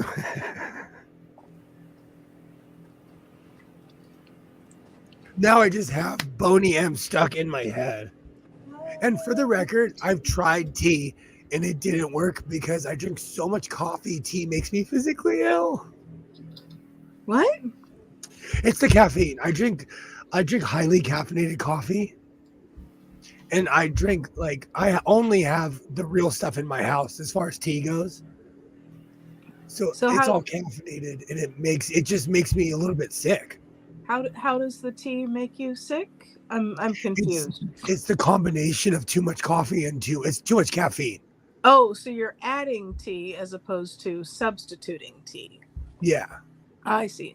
and it wasn't working because it, wasn't soothing. It was just making me go, oh. No, but tea has theobromines that some people are sensitive to things in tea that it's not a caffeine thing, it's a molecule in the tea thing. I've been like that my whole life. But if I do not drink any coffee throughout the day and I drink tea, I'm good. But if I combine the two, I can't. So I call me crazy. I'm using the black spool right now, but I buy these by the ton. These spools of thread because they're larger spools, but they're always out. So whenever I see them, I buy like 5 or 6 of these at a time. But they always look at me like, you're the guy who takes the whole display. Every time I get to the counter, they're like, really? You bought everything. But they don't have them. They never have them in stock because of people like me. I know, depending on where you're getting it, because what's this rumor that Joann's is going out or going to file for bankruptcy sometime soon, or is in the process of? If they do, I'm going to do what that one YouTuber, I need to find out her name because I talk about her so much. She bought every pattern in a Joann's with the file cabinets. They were literally, because she's a hoarder. Sewing and hoarding are best friends. And I mean, anyway, continue. I'll ask my question after. But she now has it at her house. She's rich. She's that person I talk about where she's like, I'm gonna go thrifting, but she's talking about in Rome.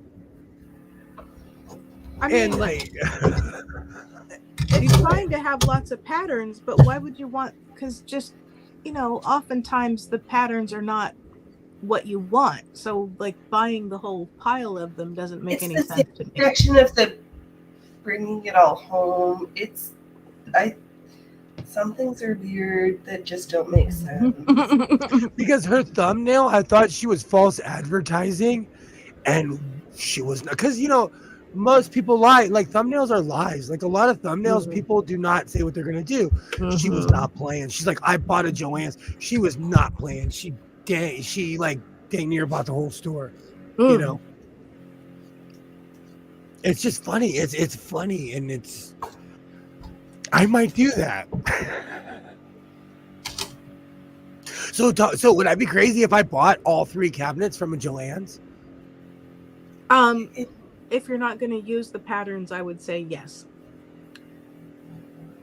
So it's a vote yes.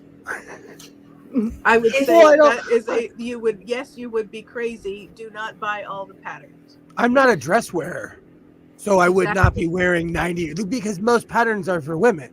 And so because of that, it would be. And do you have the space for the storage containers either?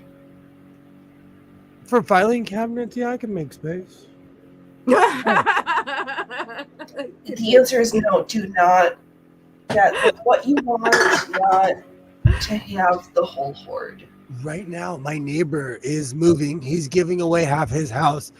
And I bet half the neighbors are shocked. There's a beautiful desk in front of my house. Every single person that has seen it, they're like, wow, you haven't taken that? I've said this at least 3 times today. I don't have the space. I wish I did. I feel like a grown up because I'm turning down free stuff. Would it be something where you like that desk better than one you already have? It would be such a Herculean task to replace it. It's not worth it because of there is so much stuff on this desk, behind it, on it, underneath it, around it.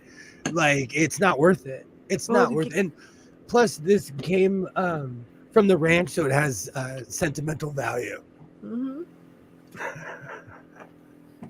So it's good to know what you want and need versus what you can be like, I want it because the price is right. Just I've come to this point. I'd rather have fewer things but love every one of them than everything. Have you been reading Marie Kondo? No, that What do doesn't you- work. Oh, I mean, I have, but I'm not that level of minimalism. Oh, don't get me wrong. I'm all here for the Edwardian Victorian. Like, give me all the maximalism. Like, give it all. Make your eyes bleed patterns, polka dots, stripes.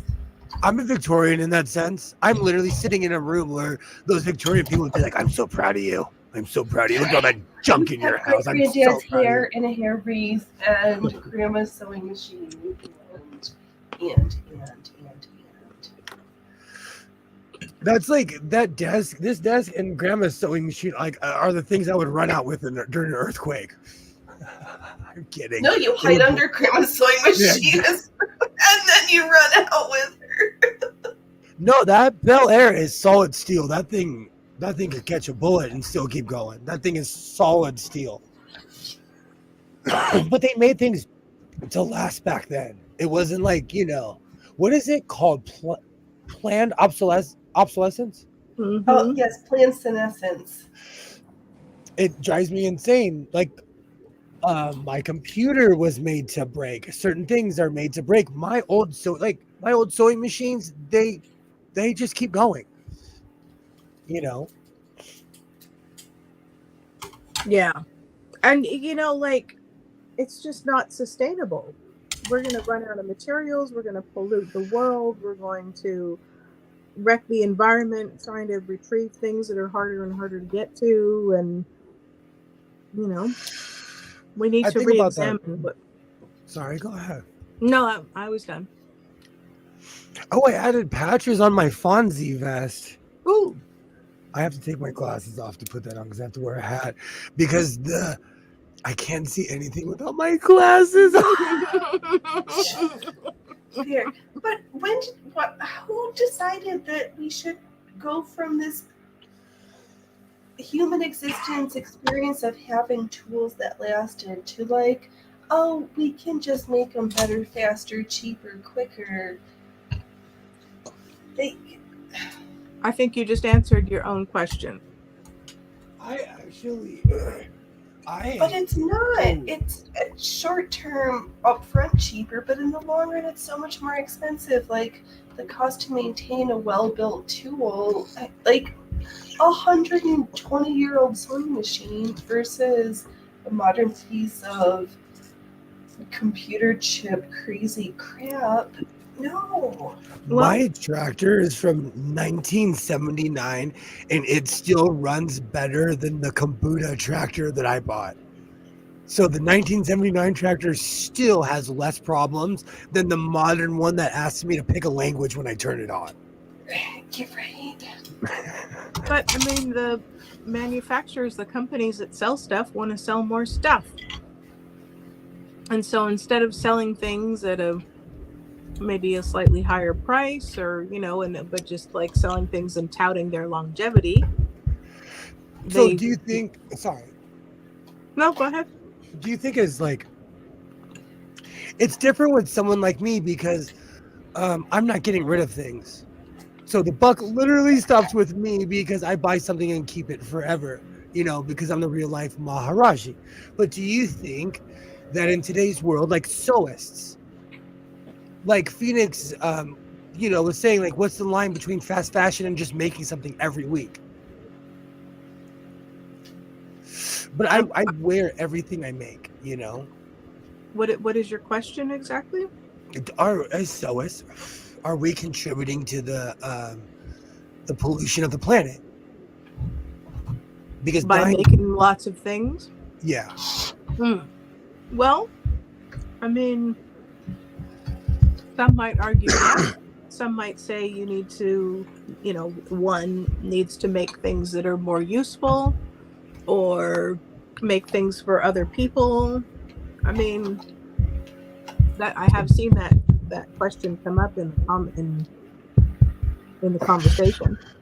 But I have the facility. See, it's all like people were talking. Oh, who was it? It was either Nick Cannon or Chris Brown. He was like, "Come here, I want to show you something." And he goes down to this warehouse, and that's his closet. But you know what? He has the means to literally have something that, like, he has a closet the size of my house. Yeah. But I mean, you know, one could say, why do you need that? I was thinking about it. I was thinking about getting rid of my walk-in closet, but I guarantee the day I clean that room out, someone's going to be like, hey, I need to move in. The day I clean It's all right to have ulterior motives for keeping things the way they are. That's not. That's a separate argument and question. Yeah, that's a different conversation. Because I'm downsizing right now. I am going through a lot of my stuff. I am downsizing majorly. You know, but I do that once a year. When I rotate my stuff, I ask myself, like, in a real practical way, like, do you really need this? Do you really, like, or lately I've been saying, like, you bought this, it still has the tag on it. Wear it or give it to somebody who's gonna appreciate it. Or like Isaiah he's like reaching my size, and like he's going through all my old large shirts, and I'm like, you can take all of them, bro. You can take all of them. It makes me happy though, because he walks in wearing a King shirt, and I'm like, good, that shirt's gonna live through another generation, you know. And I'm not even mad about it. So where is that line of, like, because I own a ton of stuff. I'm a real life hoarder. But where's that line of those people who buy a new sewing machine every year and chuck their other sewing machine? They need to buy a better sewing machine. Even if it's, you know, like a vintage one or... What? All I was going to say, I think in some worlds, having new is like getting the next iPhone or Samsung flip phone. Like, getting the newest Janome or Baby Lock is like, ooh, I've upgraded. Like, it's kind of a status symbol, I feel like, and it's a stupid piece of garbage. Yeah. But a YouTuber that I shall remain nameless, someone I watch, I've noticed that they have, like, I'm a collector, so if something breaks, I'm going to put it on the shelf, but I'm going to come back and figure out how to fix it, even if it's new, you know. I've noticed they replace sewing machines like once every 6 months. You can go through their videos and they have a pattern. And like he flat out said, like, I get rid of the other sewing machine. And then someone like me finds it, like, oh, I found this Baby Lock for $24. And I'm all stoked, you know. But there's probably also a difference between folks who are getting sponsorships from Big Sewing Machine, as I do my air quotes that you can't see, versus us who are like, who's gonna? I don't have a sponsor for White Rotary with grease sewing machine feet. Like, I mean, if it's part of your job to like show off the newest and greatest so that people who need a new one can see how it works and see the features and stuff, I have a different opinion of that than I do someone who replaces their machine every year, or who perhaps should consider spending a little more money and getting something longer lasting, or who should, you know, try an alternative like a vintage machine. I agree. That's why I keep on thinking about getting that really expensive Juki, just because I use things like industrial. Like when I got my washing machine, Kilroy made a comment and like, you're going to use that thing like an industrial washing machine. I do. Because I'm always wearing black, so I'm always cold washing everything. I'm always washing fabric.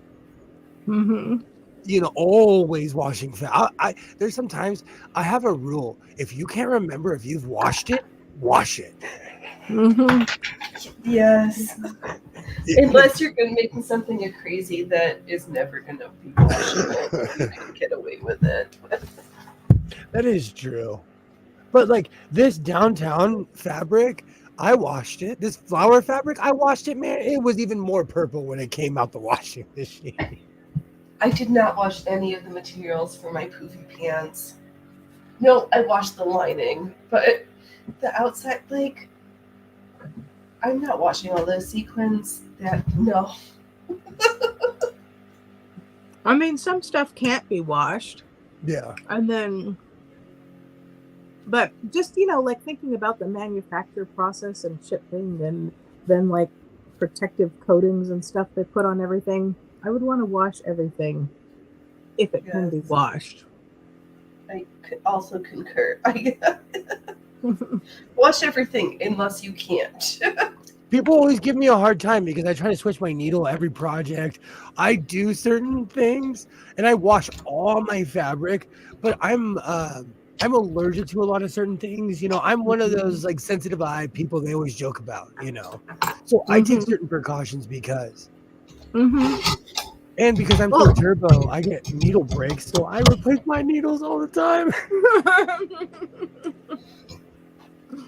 And I know people say it's propaganda when people tell you to replace your sewing needle with every project, but depending on what it is, like with my cape today, I replaced the needle because I'm beginning something new. You know, if I change it on the next project, I don't know. But also, you know, if you're like sewing through something like sequins, then I think that you need to replace your needle more. Exactly, and I do hardcore stuff like that. You know. That's a different level of needle abuse. That's why. That's why. Like, I learned from my Husqvarna Viking because that was my show machine, and it's just now coming back to life after a year of me being like, I don't know what happened to you, like crying over it. Baby. I promise I won't do it again. If you work again, I'll take you out of state again. I legitimately took that with me to Vegas one time. That was like I just feel like sewing in a different state. Hello, Happy. Did I miss you earlier? Oh, Happy. Hello. I worked in a fabric warehouse, saw bird poop on a bulk material. I washed my fabric before sewing. Thank you. I wash everything. Yay, Happy Maker. Nice, great to see you. Awesome. I'm glad you made it. It's a big deal to me, but I have weird skin sensitivities. I'm one of those people that have to use a certain laundry soap. The more expensive stuff has more dyes in it for some reason. The cheaper stuff I have no problem with. The more expensive stuff, I literally cannot use Tide or any of that stuff because of all the dyes that they put in, all the lilac. It's like extra lilac. But like I wash fabric. I even washed this thing that I got from Amazon, this background, and it looks beautiful. Yay, hi, Happy. Yeah, a lot of stuff you need to wash just so that it doesn't end up shrinking on you later. Okay, so I am a t-shirt. I love a snarky t-shirt. I've learned, especially in downtown LA or in downtown anywhere, that when you buy certain shirts, they're going to shrink on you. If something has a graphic on it, then I just don't put it in the dryer. I've had to learn that the hard way. And for anyone just joining, I lost my voice a couple days ago, so I am not intentionally trying to sound like this. It's just slowly coming back. Right, the shrink or the stretch changes. Exactly. I used to buy a bunch of really cool shirts at Alvaro Street, but I learned over time to either buy an extra large or stop putting them in the dryer. But it's hard to tell because I have a shirt that I bought years ago. I still wear. It's called Baracho Nation. It's not even a pro Raider shirt, but all the Raider people are like, "Yeah, I love your shirt." But it's still huge. I bought an extra large in downtown, and it's maybe they used a better T-shirt that day. I don't know. Yay, Veronica, how are you? That's why I buy dead stock and upcycle as much as possible. I avoid new fabric as much as possible. It's a small thing, but less waste. You know what's so funny? As an yay, Kilroy, welcome back. As an avid upcycler, I need to get back to it. I cleaned out my chair. I was shaming myself because like I slowly started stacking stuff up on my chair back here. And it's an actual massage chair, like one you would see at the mall. So I should use it more. But I forgot I had a whole thing of shirts that I cut out from my old upcycling. Oh, And wow. I have a whole tub of unused material, which I Mm. need to wash. But I used to be really big on upcycling. But ever since I started getting more into fabric, I don't upcycle as much. Hmm. I made some really cool stuff. I made a video about how I made a shirt basically for free that I saw on Amazon for 20 something bucks, 30 something bucks. I went in my closet. It's basically a black plaid shirt with a red plaid side. I was like, man, I have both of those. I cut up a shirt and I was like, bam. And I just made the other one on the same size. Like, bam, I have two shirts. And I did it for free, Nice. Milo Kenmore beats the crap out of my new Singer. My next machine I invest in will be an industrial. It's worth it and doesn't have to be computerized. That's another thing. Are you pro or anti-computerized sewing machine? I understand the appeal. Because the first machine I sewed on in my, newer my sewing renewal days, whatever you want to call it, was computerized. But it's a point of failure. Mm-hmm. And so and then a lot of times they maybe can't be repaired, or especially the older ones. So I mean, I understand why people are drawn to them, but I think that it's better to get an alternative. I'm right where Alibaba is, but like when I go to places like Joann's and I go in the back, they're pretty. They're pretty expensive, but they're beautiful. Yeah, and even like to get a good, solid, well-made machine nowadays, you literally have to spend thousands of dollars, and then you still have the failure point of it being computerized. And I think that as we are in the know about all the features and accessories and things for the older machines, I think that it's a better use of money, and you get a better machine getting a vintage one, and they literally do all the same things. So there's a place that's in between you and me. It's called Moore's Sewing Machine. I used to be subscribed to their channel, but after a while I was like, dude, if I bought a sewing machine every month, I'd be up to like $60,000 by now. But they sell like the big boys, they sell like the Jukis, the Genomis with the big quilting arm, but they make their own, and their baseline machine starts at $3,000. Mm-hmm. And it's a sewing machine. It's something you'd have for a lifetime. But $3,000 is $3,000 for a sewing machine, Mm-hmm. Like, I'm not kidding you. When I sold that featherweight for $1,000 something, I did the math. Almost every sewing machine here in this room at the time was less than $1,000 because I paid $20, $40, $50. You know what I'm saying? Mm-hmm. So just selling that one sewing machine made up for every sewing machine in this, besides my Husqvarna, because I brought that new.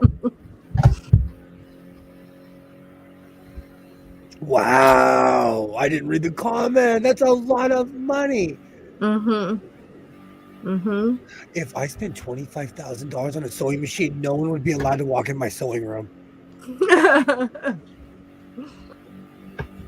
My next one will be a used industrial. I want something that'll last the rest of my life. Mm-hmm. I look at my Singers like parakeets. Like somebody's going to get these after me. Have you ever seen that sign in a pet store? They'll say, these are not toys. Then they show like someone buying a bird. Then they show them being middle-aged. The bird is still there. Then they show them being old and the bird is still there. When I lived in Oregon, those signs were everywhere. It's true. You gotta protect your pets. If you are at risk, have a care plan for your pets. Mm-hmm. When I was in junior high, I dated this young lady who I'm still friends with on Facebook. And once a year, I ask her the same question. I say, hey, is your bird still alive? And she's like, yes, I hate that thing. They had... that's not a happy relationship.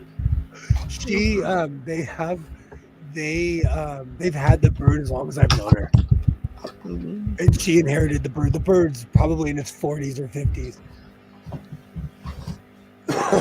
I got a Singer improved manufacturer sewing machine from 1883 for 125, and I'm fine with it. Wow. Nice.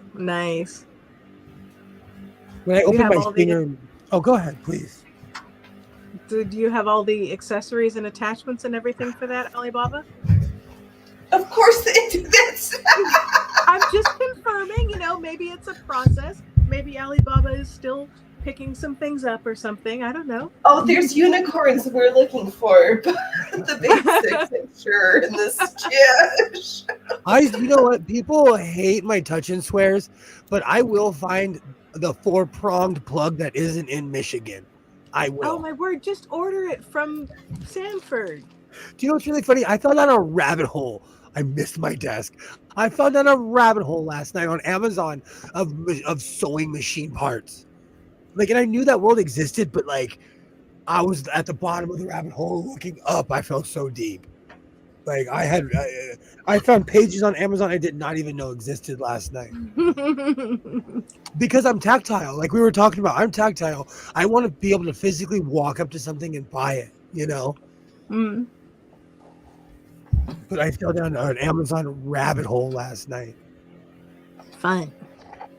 And I still have things in my cart where I'm like, oh, I don't know why. Do I torture myself? Let's take a look. Oh, 2 things in my cart. Do I need another Berserker patch? No. Oh, wrong side. Because I don't even know where I put my pad.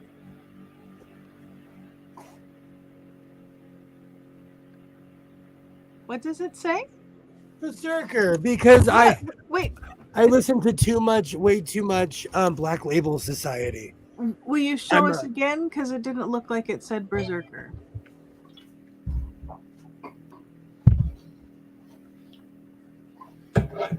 Well, I was just, I don't know. My eyes weren't focused or something. I don't know. Oh no, it's really Different funny that now. you would say that. It's really funny you'd say that. I checked the spelling just to make sure that the guy wasn't ripping me off. I studied industrial installation for a while for a living and in a literal sweatshop, but I fell in love with the Juki I was on every day. This is what I talk about. People don't see, Veronica knows, like there are sweatshops all around America. That's why when I go downtown, like when I see those buildings for sale, I'm like, dude, these are all old sweatshops, all of them. Because they have pods for like 50, 60 people. So Alibaba says about the Singer Improved machine, I have all that they came with, the basic ones, yes, the rare attachments. And then this comment here, I'm like, ooh, I'm gonna check there. Oh, heck yeah. There's just a lot of pieces I need here and there. And I like to be able to fix it. If I did embroidery, I'd want a computer. Too much can fail and work. That is true. Like with my embroidery machines, it's just an embroidery machine. If it dies, it dies. But I'm saying that because somebody was stalking me and sent it to my house. Like, let's be real. I got that machine for free. Okay. And I've been I'm saying going to. I beg to differ. I have my Baby Lock Sophia 2, which is a combo. I mean, granted, she's a combo machine, but that machine does embroidery, which is all I used her for. That machine never. It works for like 6 weeks, and I need to take her into declean her, take her into the shop. There's computer malfunctions. I hate that machine. I've been sitting here all night hand embroidering, practicing with my white rotary that's 120 years old. My success rate is marginally better, like the detail designs, but I feel like investing in my hands doing this versus a computerized sewing machine, way better use of my skills, because that machine, I love it, but I freaking hate it. Okay, next. I was solving life problems because I can't even blame the kid. I have broke every pair of headphones in this house. and we only have one decent pair left that aren't Bluetooth. What are you doing to them? I take them to work, Oh, and they like. but I then have what do you this. do with them? I wear them on a tractor, which if you're watching Cal State OSHA, hi. We're licensed. We're fully operational. We conform to every California state, local, regional, jurisdictional coding. We are in all of. If there's a code, we follow it.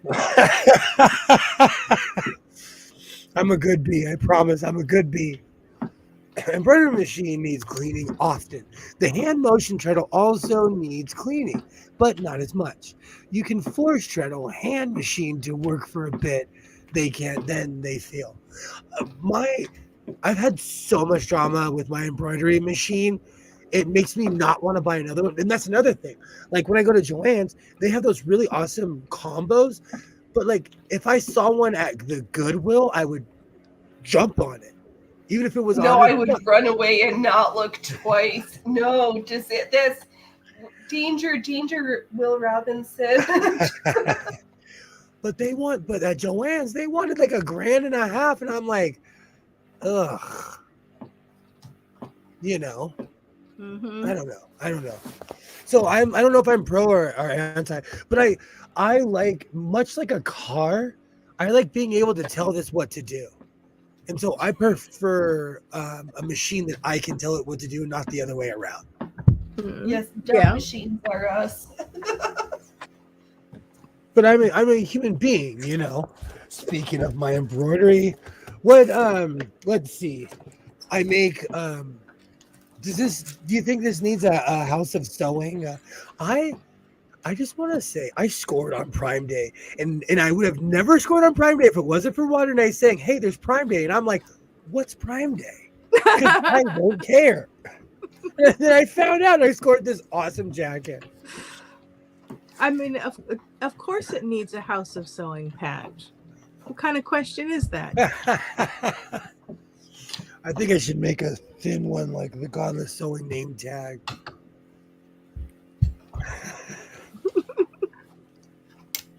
But because I'm really bad at gauging, my the writing vest that I still wear, I love that thing. It's Milwaukee leather, which it's so funny.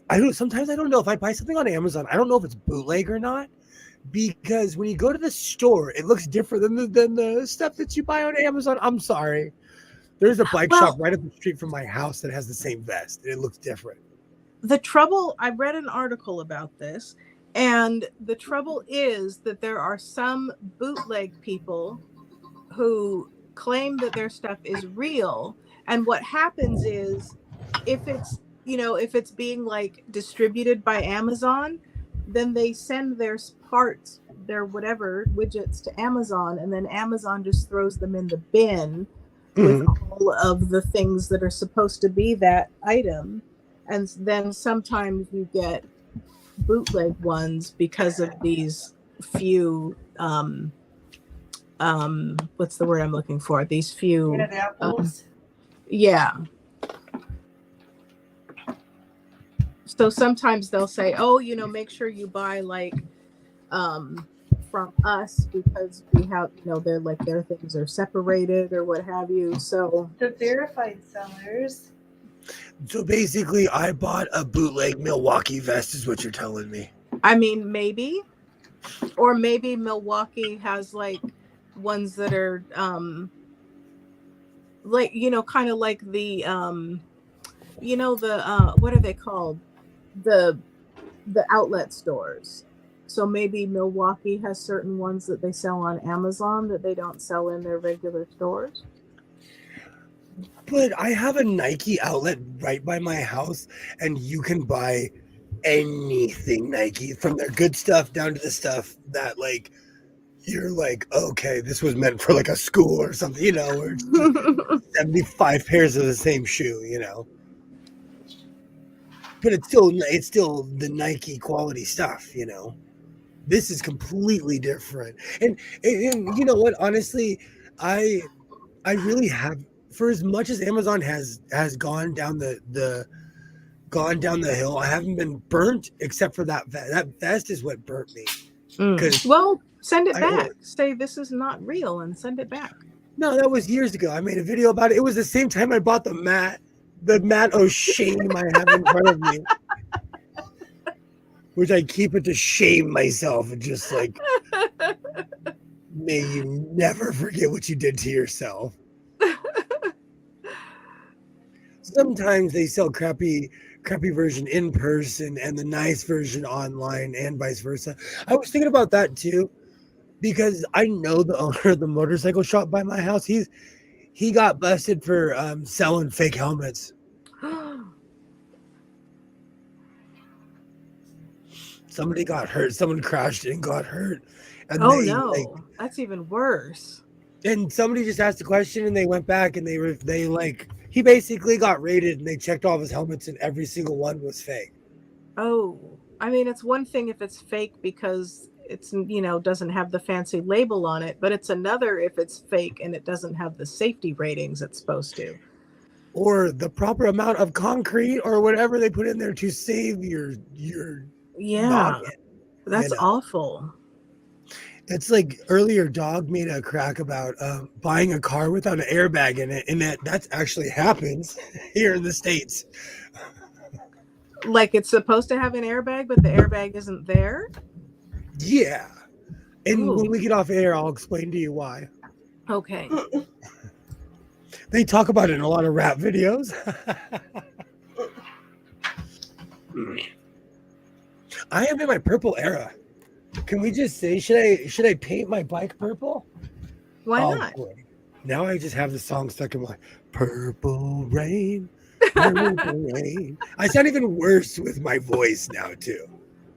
I saw the video, and it was a sketch about when the story of Ruth in the Bible, where she goes and she is there like picking grain, and the owner of the property is like, "Oh, hey," and they end up getting married, and she, is suddenly this wealthy woman.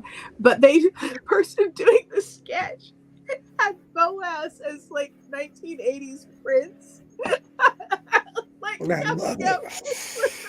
I love it. Doing the Prince music and everything. I think it was Prince music, but definitely Prince style. Giving her the looks.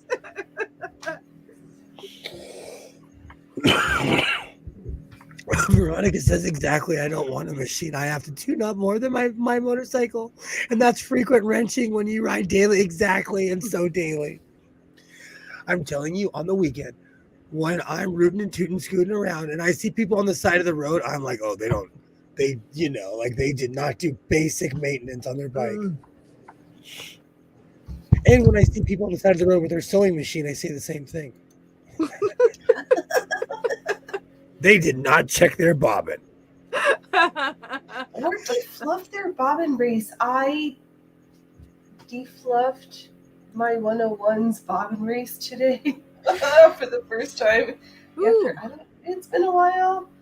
It was like compacted, that fluff was like tough lint. I don't know how long it's been there, and I kind of did bits on a lot. So you didn't clean it out when you first got it? So it might have been like someone else's fluff as well as yours? Yes, this could have been like original. This could have been like 60-year-old fluff I cleaned out today. Like, it's been a hot minute since this machine's been used. Wow. Before I started using her a lot. But yeah. Wow. Yeah, good times. Did your machine weep and say thank you? Oh, I'm sorry. No, it's okay. I We read the haven't comment. done her since I cleaned her out, put her back up to snuff, and then took out my other sewing machine because Brynhild was like, you have been neglecting me. You should oil me and give me a good run through for a couple weeks because I miss being put through my paces. I'm talking about a sewing machine world. It's just my sewing machine. Now be careful. YouTube has been cracking down, and I'm not joking. Like this is I'm loving I love my sewing machines. They went back and did a bunch of copyright strikes on a bunch of my old stuff. So go back and watch. Some of my old videos are gold because I didn't know what I was doing, and sometimes that's better. There's some skits in there. I'm like, wow, I forgot about that.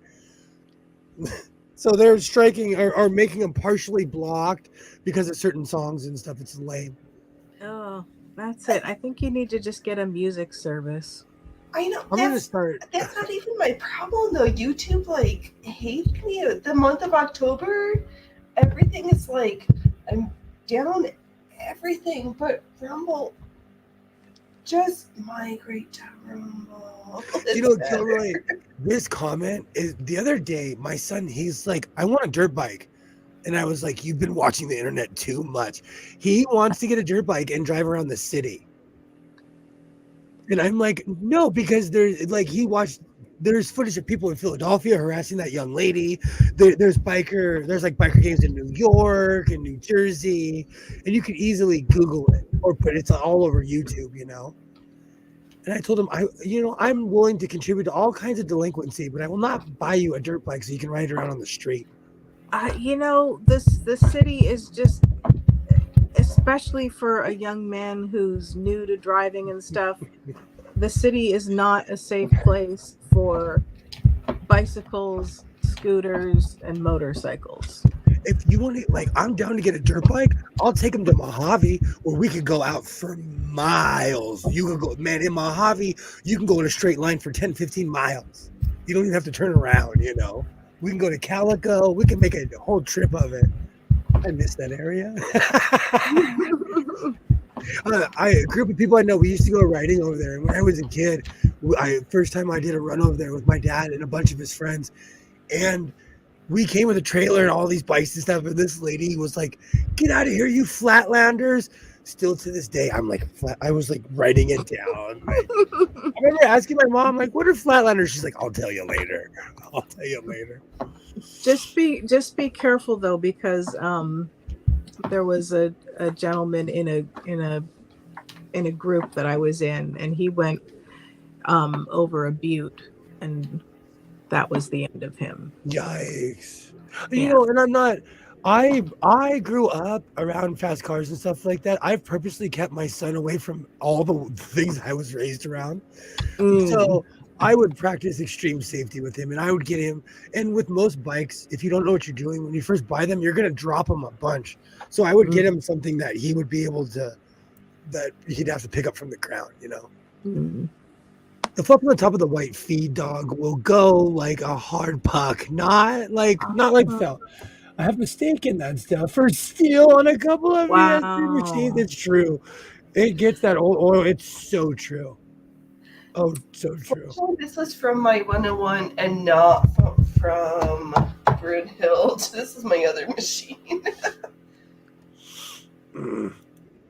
I'm down to get dirt bikes, though. I'm down.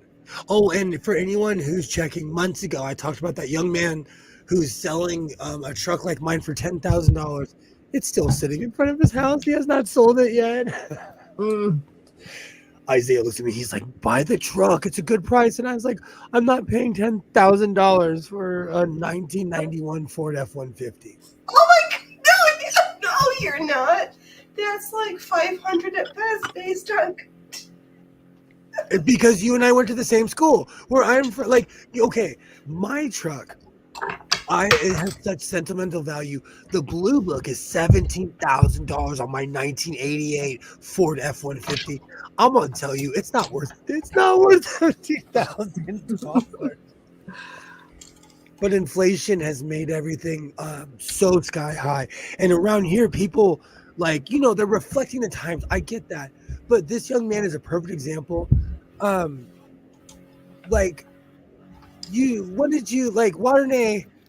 Like this was like 8 months ago, right? Like 6 months ago, around there is when I first started talking about this. The car's still sitting there. I have a neighbor who put a Lexus up. That thing was gone within a week. And it was a 90s. It was a 90s Lexus, and it was gone.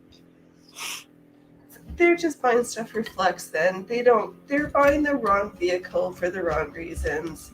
They're buying the right reason. Here's a good idea. Get him a mountain bike and put on one of those $150 Chinese two-stroke engines. People have those all over the San Fernando Valley. I used to take pictures of them thinking people were trying to be fake bikers, but it's a thing. And now I want one. I saw this dude cruising down San Fernando Road, and I'm like, bro, he was in the bike lane. I was like, that's actually kind of cool. No talks before the ride. No, what? I'm confused. I couldn't see it either, so I just made the word up. You're logical. I just kept going. They didn't make the work pickup truck anymore. A toolbox will poke a hole in the truck bed Oh, they're not. No, like I'm so used to my truck. It's a farm truck. Like that thing takes a licking and keeps on ticking. New trucks, there's no way I could treat it like I treat my old truck. Oh, thank you for showing up, Polished and Assembled. I'm kidding. Vehicles are another disposable commodity, and it's nonsense. Thank you, and unsafe. I love old cars that are steel. That is one thing. That is true. Like in my truck, I feel invincible, like in a car accident. In my car, like I hope they don't hit it on my side. I hope I get hit in the back. Well, I saw a thing, and the new cars, they're meant to like crumple and stuff because it makes it safer, and because they're kind of collapsible, it ends up being less forces on the body, so you lose your car, but you come out of it better than some of the old boats, which really jerk you around. I agree. Isaiah used to have a therapist. Are you okay? Oh, yeah, just breaking up fights. Isaiah used to have a speech therapist, and she had one of those tiny, the tiny little smart cars. Oh. The two-seater looks like a one-seater. And I would always talk trash. I'd always be like, oh, how do you drive that thing without shame? And she'd be like, ha, ha, ha, you know. I'd always give her a hard time. And one day I Googled it. Do you know it's a giant roll cage? Mm-hmm. It's the safest thing on the road. Mm-hmm. I apologized to her. I'm like, oh, I am so sorry. I am judgmental. I apologize. That is the safest car. It's so weird, though. The only trouble is they keep making these unnecessary trucks that are bigger and bigger, and they even add space to them that's not needed, like under the hood and stuff. And they the SUVs and everything, and you like it's not even a matter of cargo space, because you have lots of options for cargo space, but like people literally cannot see out of them. The lights shine in people's eyes. They can't see if there's like a pedestrian or an obstruction in front of them. And that's what makes me feel less safe about something like a smart car. Okay, I'm done. I'm done. Sorry, it's a bad habit. I'm from the tribe of interrupters. It also, the one thing that burns me more, and this is because we live in the state of California, we have to have uniform lights here. So people who have those weird, super bright halogen lights get me every time at night. Mm-hmm. Especially like I love going to the beach at night. When you get on a 2-lane highway at night and they have those super bright lights, those are blinding. Yeah, and then sometimes they're like riding with their brights on and they don't turn them down when they see you. And that's just an asshole. I'm an asshole. I don't turn my brights down. If you're going around corners, just turn off your brights. It's okay. The smart car is the toughest car. I've seen one hit by a 20-ton dump truck and was thrown diagonally across 4 lanes. Wow. Oof. The old lady and small child just got out, no problem, not a scratch. I saw a test where they crashed a car from the 1950s and a car from 2009 together. The 2009 car, the dummy just had a foot injury. The car from the 1950s, the dummy was fucked up. Mm-hmm. Well, they didn't really start wearing belts until our day. But even with a seatbelt, it's just like the way that the impact is. It's scary. Some of the crash test footage and seeing how the dummies get moved around and. I grew up around land yachts. Could you imagine being in one of those cars without a seatbelt? Mm, I know a I few people mean, that have that's how lowriders. I grew up. Right? I guess because I'm like During my right. childhood. I guess I do remember when it was still legal in the state of California to ride in the back of a truck. Mm-hmm. Because when I moved to Arizona, In the three-wheel where you're facing the cars coming towards you, like, who's gonna I miss those days. Because when I lived in Arizona, it was weird to me that everything was legal. All of that stuff was legal, you know. Because by the time and this was in the late 90s, 2000s, all that stuff was illegal by the time I moved out of the state of California.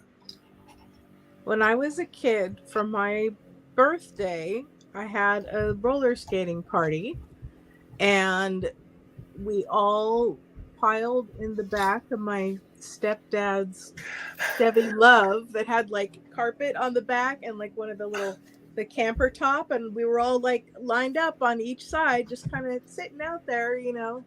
If we'd have crashed, we all would have just flown out the little hatch in the back, but that was just what you did. I remember those days. That's why I'm tripping out. Were we? I asked this question the other day. Were we more idealistic back then, or are we like? I mean, I think some things needed to go, such as kids riding in the back of a pickup, you know, not safe.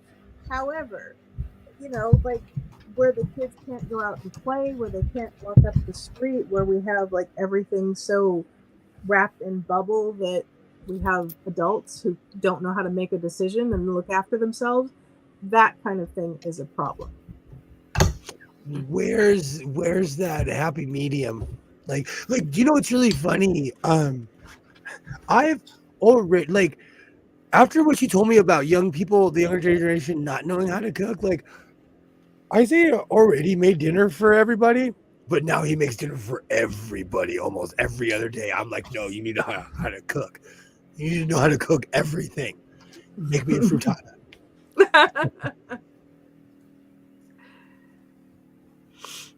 It is still legal to ride in the back of a pickup truck in Pennsylvania. I had a young one tell me she couldn't understand written cursive writing. There was a memo at my job where I am not allowed to write in cursive anymore. Oh, see, I thought that new bill was said that all California kids had to learn cursive or it was against the law. Not that you had to be able to. No. They haven't taught cursive here. They have not taught cursive here since my day. Like back in the day, the 3rd and the 4th grade was you learned cursive because you were going to write like everybody else. Right. You're sophisticated. You know how to write. And they don't do that anymore in our elementary schools. So now there are people coming in the workforce who cannot read. I need you to lock the gate at 7 o'clock, and I need you to take all these shrubs down by the tree. That's literally what I wrote. It's a problem because studies have shown the benefits of being able to write in cursive, like the benefits to your brain function and all of that. And then also, you know, we have all these like historical documents and things that nobody's going to be able to read. And it's important to be able to have those things. You don't want to be the only. California, hold my beer. I got you one up on this. Oregon was like, hey, we don't need to have standardized basic maths and writing skills because it makes it harder for kids of color. So we're just going to get rid of all of that and we have no standards. We're like, you want a high school diploma? Just come here to Oregon. We've got no standards. You can't read. Problem. English in script, regardless of it. But If we it's have a cursive, whole. you can't read any of it. I need to You're find that. welcome. I have a there's a there's a lot of stuff that I wear under my writing vest, and there's this one patch I have that says, "If you think it's bad now, our country will be ran 20 years from now. Our country will be ran by homeschoolers who were taught by day drinkers." I love Welcome that to shirt. Oregon. I love that. I wear that shirt. It's one of my writing vests. I wear it. It's an old ratty flannel that like I cut the sleeves off and I wear it for warmth underneath. I love that thing. I've always thought cursive was important because without it, you can't read the Constitution in its original form. Somebody could put a word. I was just going to say that. You don't want to be the only guy who can read the Magna Carta. Mm. You don't. Because then, well, you do actually. You want to be that person, but you don't want to be the person who can't read it. I love and this even AC just Slater vest. Sorry, don't mind me. I can't. I'm losing my voice, but not my mind. Let's look at my AC Slater That's voice. weird. Don't talk longer than your voice can handle. You've got other things to do besides hang here with us degenerates. but even just like old correspondence and all kinds of other documents that you need to be able to read. And like you can argue, okay, well, handwriting changes, alphabets change, etc. That okay, we can discuss. But just the benefits to being able to write in cursive, the benefits to your thinking and your thought construction and your brain function, the fluidity of your writing. Also, I think your writing is a representation of you, and if it looks like crap, I think you're not putting your best face forward also. He's losing his sight. He's losing his money. Wishing somebody would tell him he's fine. Fear, yes. Folks I know who are teachers have way much beautiful more penmanship than doctors and lawyers by leaps and bounds. I think it goes down to communication, though. Like what we were talking about the other night, Waternay, about like if we went back in time, I would not be able to understand somebody in England who is speaking like Middle English. Nope. Wouldn't understand. Not only are the some of the words and stuff changed, but the accent changed dramatically, like the pronunciation changed. When you were reading me that thing, I kind of understood what you were saying, but it's because the words were semi-identifiable. Like when I hear French, I don't speak French, but certain words sound like Spanish, with Italian as well. Mm-hmm. Like I don't speak Italian, but certain words I'm like, wow, it's the same thing, kind of. It's in the same. They're usually in the same context. Okay, it's the same word. You should pull that up to show people. I can put a link in the chat too. Let me see if I can find. Will you read it? Sure, I can translate it for people. Let me see if I can find it on Instagram. What it is it's made to look like Old English, but it's just pretend Old English. So if you know some of the basics, you can totally read it. And it looks, all serious, like it's some, lost part of Beowulf that you've never seen. But it's actually titled Beowulf Meets Godzilla.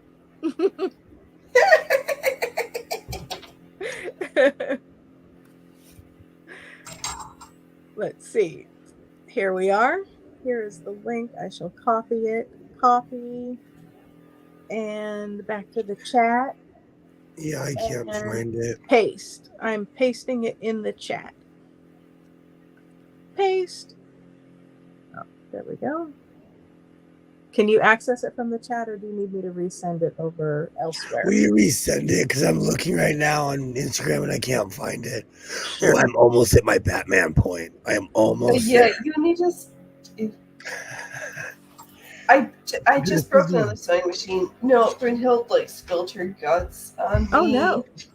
Oh, it's my fault. I messed with the bobbin tension for this free motion embroidery. It was all on me. I fucked her up. Sorry, you so we much, had Alibaba. fudge at Brunhilde and I had fudge tonight.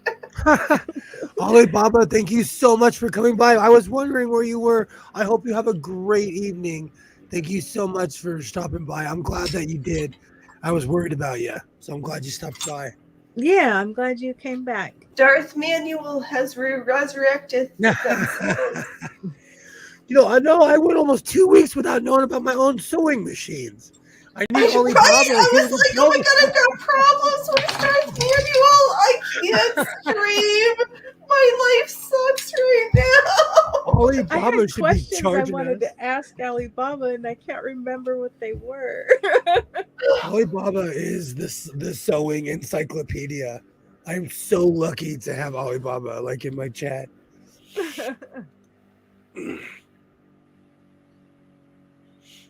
I'm serious. There's like 4 or 5 machines.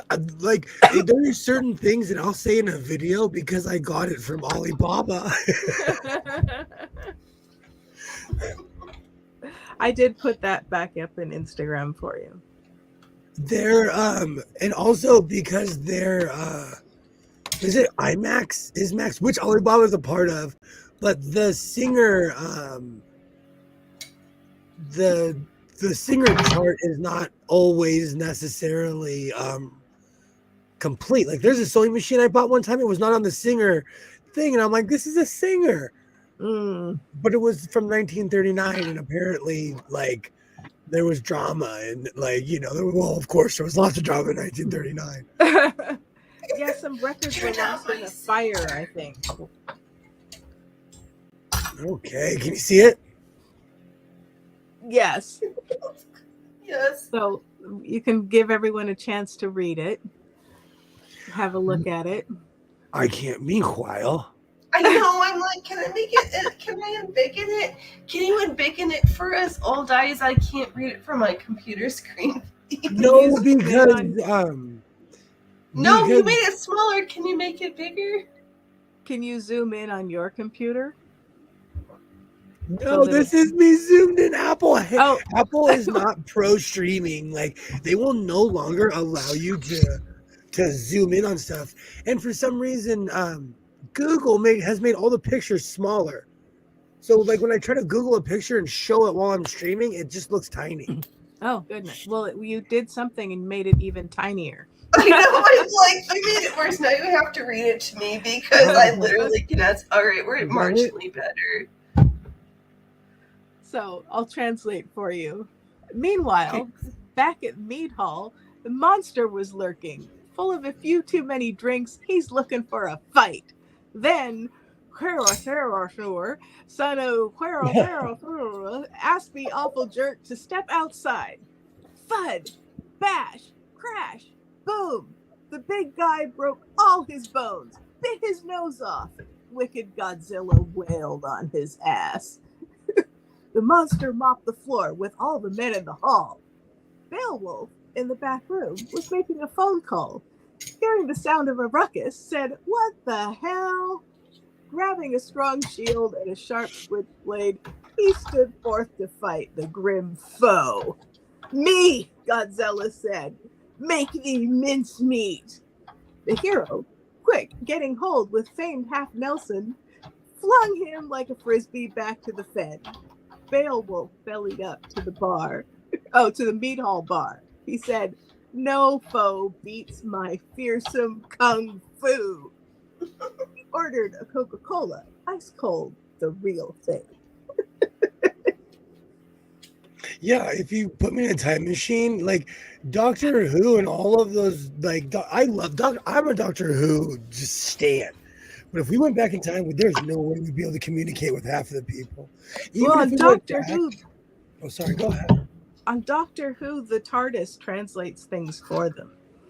True. That is true. The TARDIS does translate everything for you. It's probably why no more cursive is taught in American schools. I'm pretty sure they want us to not know the Constitution. Yeah, I'm gonna say they do want us dumb and divided. Like, just that does work. That's the only way. That's the only way. But you know what the funny thing is? If you put me back in time, I wouldn't. The only way that I like, if my time machine broke and I was like in the late 1800s, I would wow people on the sewing machine. They'd be like, "Wow, this guy has skills." I'd be like, "Let me see that treadle. I'll improve it for you. Let me invent the motor." Man, you give me some copper wire, I'd invent the motor in 10 seconds. Literally 10 seconds.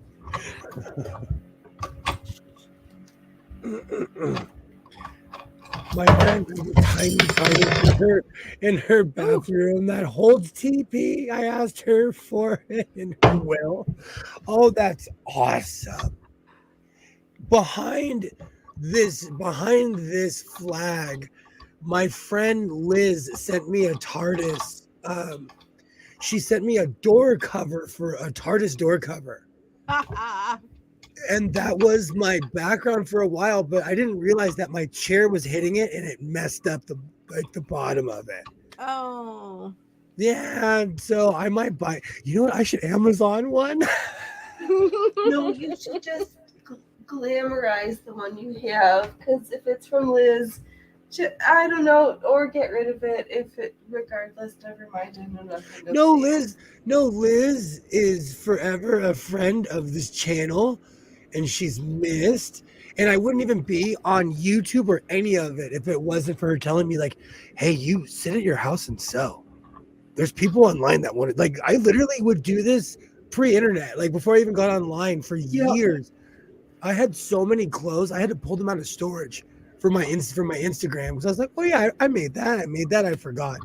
So Liz is always missed and appreciated here in the House of Sewing. Yes. And I appreciate the people who led me here.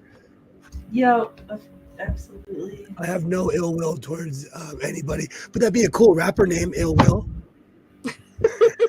Yes. It's so perfect for you.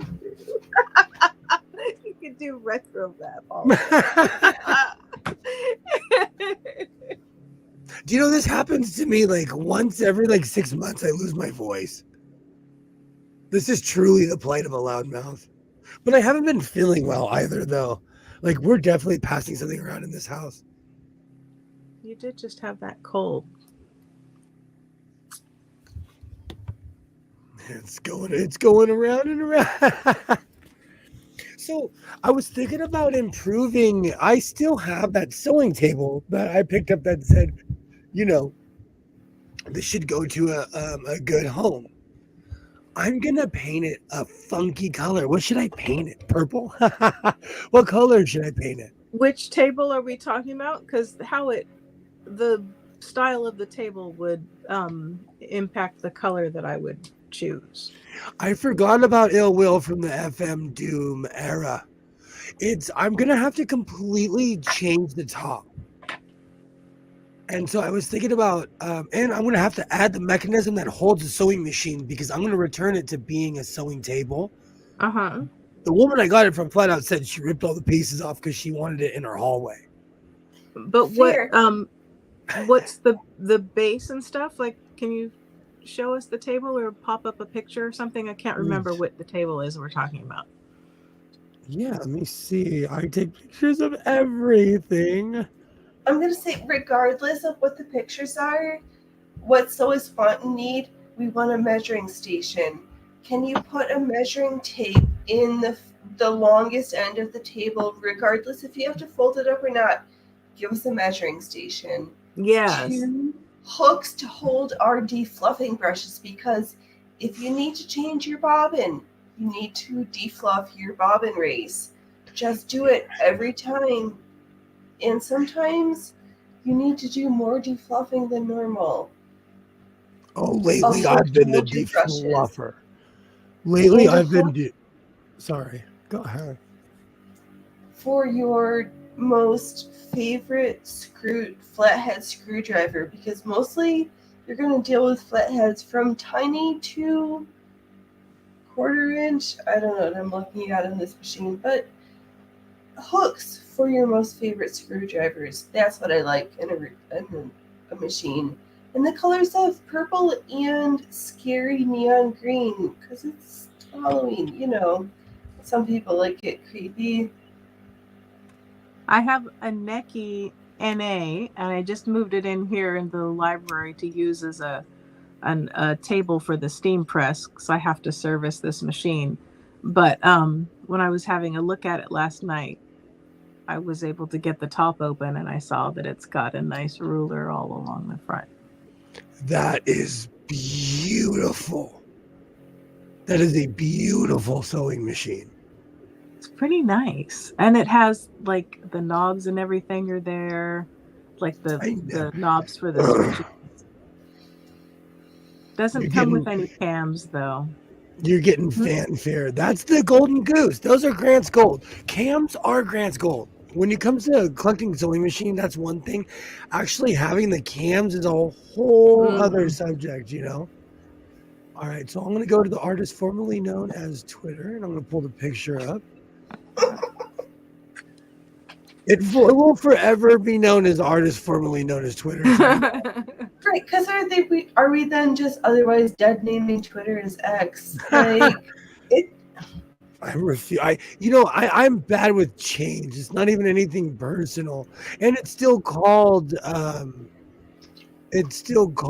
Twitter on Google.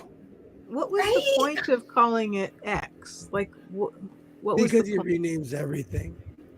He renames everything. Okay.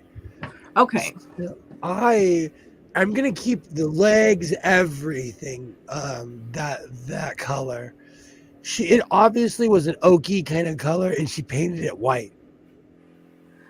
Well, I think that if you are going to paint it a color, then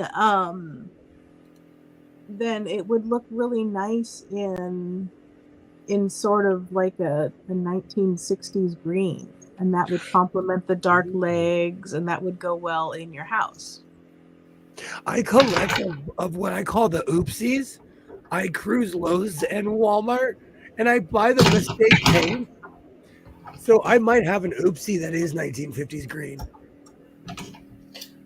Is it 1950s or 1960s? It looks like a 60s to me.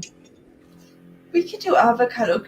Let's just go with that vintage avocado green style. People know. I hope know what that means. I think that's what you're going for. With lemon yellow cabinets and the same avocado green trim on the knobs of the cupboards on lemon yellow cabinets. Thank you, Joy. I should bling it up. I'm gonna change the top because the top is not meant for that at all. She just put a top on it. You can see the gap even here. You can kind of see the gap.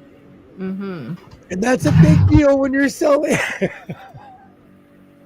don't know who needs to hear that. Well, is it one where both sides are supposed to open? Yes. So then you wouldn't have a gap. At all. Right. That has a huge gap. Right, but that gap isn't going to be there if you've got the one side open and then the other side open. I know. I guess. I just want to replace the top anyways. Yeah. Why not? It's not original. She even told me, like, she's like, "Oh, I messed up when I tried to put it back together." It looks kind of warped. Yes. It's sitting in my living room with sequins on it, and every time someone walks in, they're like, "That is so beautiful against the sunlight," not knowing nothing's under my cape. You have your Rasputin cape on it, right? Yes, and it sits right in front of the window, and it's really weird when the light hits it. It's actually beautiful. It lights up my entire living room. Isaiah and I sit in there like geeks. We just look at the wall like, "Oh, that's cool, man. Oh, man, that's cool." I have a crystal. Also, if it's just hanging out, why don't you make it if you're going to resell it, why not make it a pressing table if you're not using the sewing machine? Because you don't. And then when you're put a pressing mat when it's all extended with no machine, and then never mind, that doesn't work the way I want it to. But I want a pressing mat, and a sewing machine in a table with the original stool all in one. I like that. I like how humongous the table is when I open it up all the way. What you could do is you could make it a trifold so that Mhm. I mean I know it's already a trifold, but so you've got just the normal flappy side on the sewing side, and then you could put a taller hinge or like an like a double like a piece of wood and then the other top on top of that so that it hinges twice to go over top of the sewing side when it's closed. But then when the right hand side is open, you could have a pressing mat and have your iron right there beside you on the right hand side. You know what I'm I trying like to Yes. say? that idea. I like that. I do have to bring my iron back too. Oh, what's that? Thank you for translating what my brain thought of into like. Oh, is that what you were saying? It's like I want I'll be all right of these things. Make it happen. Just do it. I just figured out a way to do it.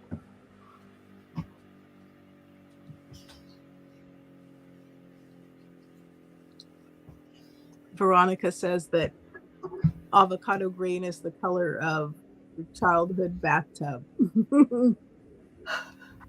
I remember in the 70s, I was so incredibly sick of harvest gold and avocado green and almond.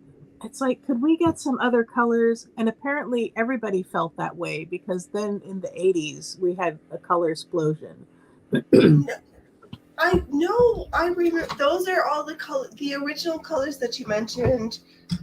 Represent some of the happiest memories of my whole lifetime, and I've been around for a hot minute.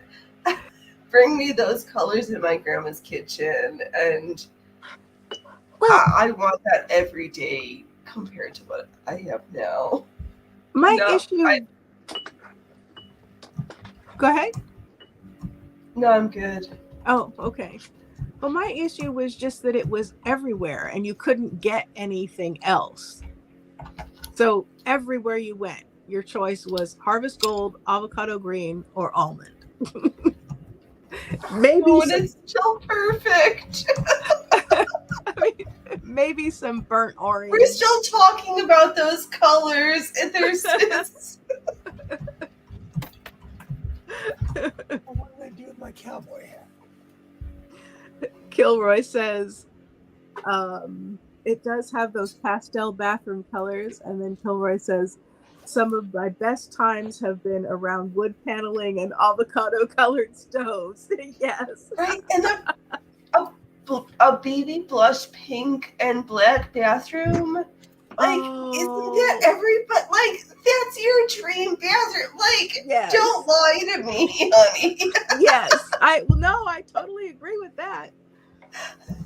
It's just that my bathrooms, they were hard. They're horribly ugly. They're warm, happy Problem colors in my was- memory. Sorry, go ahead.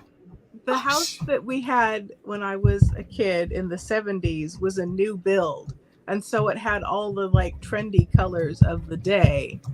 And so it didn't have the cute 50s or 60s pink and black bathroom or turquoise with the built-in vanity or what have you. It had everything was like modern and dark chocolate and avocado and harvest gold. Everything.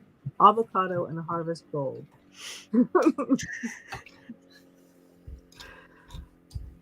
You're just mad because you missed out on the pink and baby blue. I can't deal with all this green and yellow. Give me some mix up.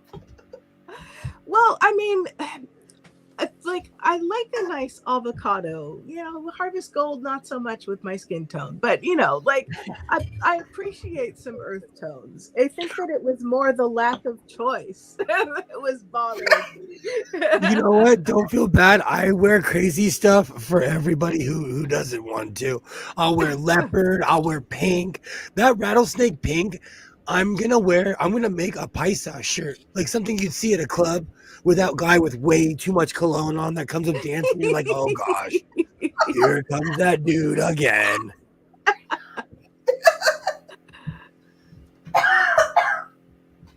I recently got a pattern and I'm like, oh, I need to make that shirt. Veronica says those are warm, happy colors of memory. I agree, but I rebelled hard in the 80s and everything was Barbie pink. Yeah, everyone rebelled in the 80s. They're like, we are sick of harvest gold and avocado green.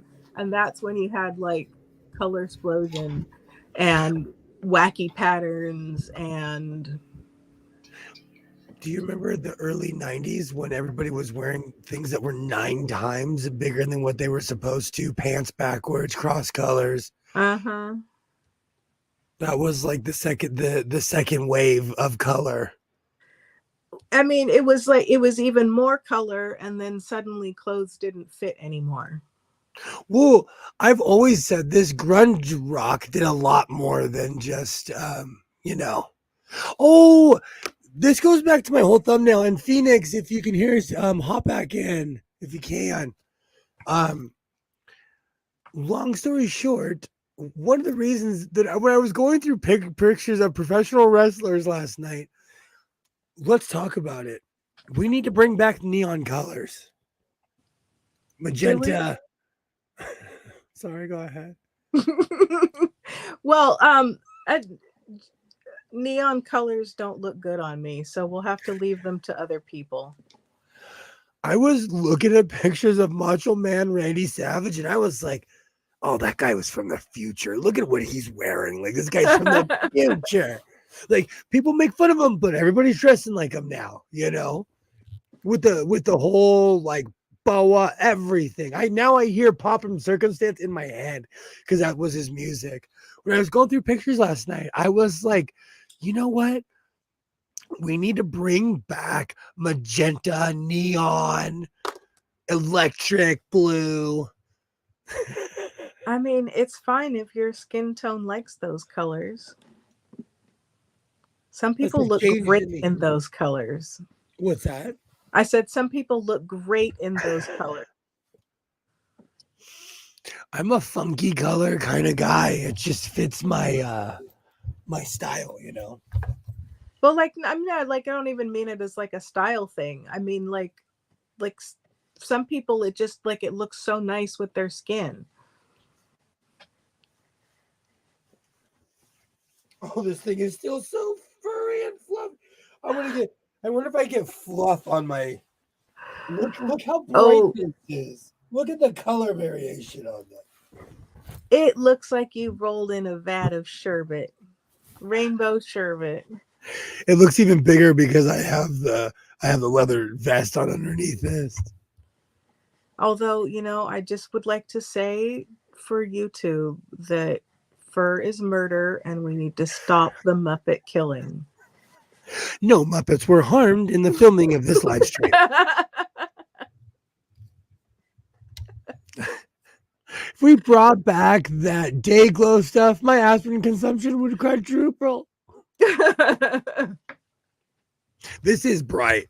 This doesn't even give justice. My lighting, because I wear such dark color, it just pops in here. That's it. It's pretty bright. Like a rhinestone candle. I'm all about, because I do dress drabby and I wear vests all the time. I'm all about bringing color back into my wardrobe. Why not? We only live once. Oh, thank you. Ethically sourced Muppet. That is going to be, I'm going to add that to the disclaimer. No Muppets were harmed in the filming of this live stream or no on-screen Muppets. Anyways, got to find some way to get rid of that deformed one.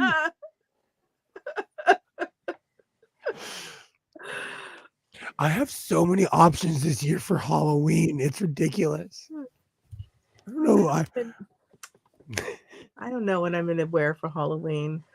Oftentimes I'm tired and didn't have the energy to get candy, and it's exhausting to jump up and down and answer the door 20 bazillion times.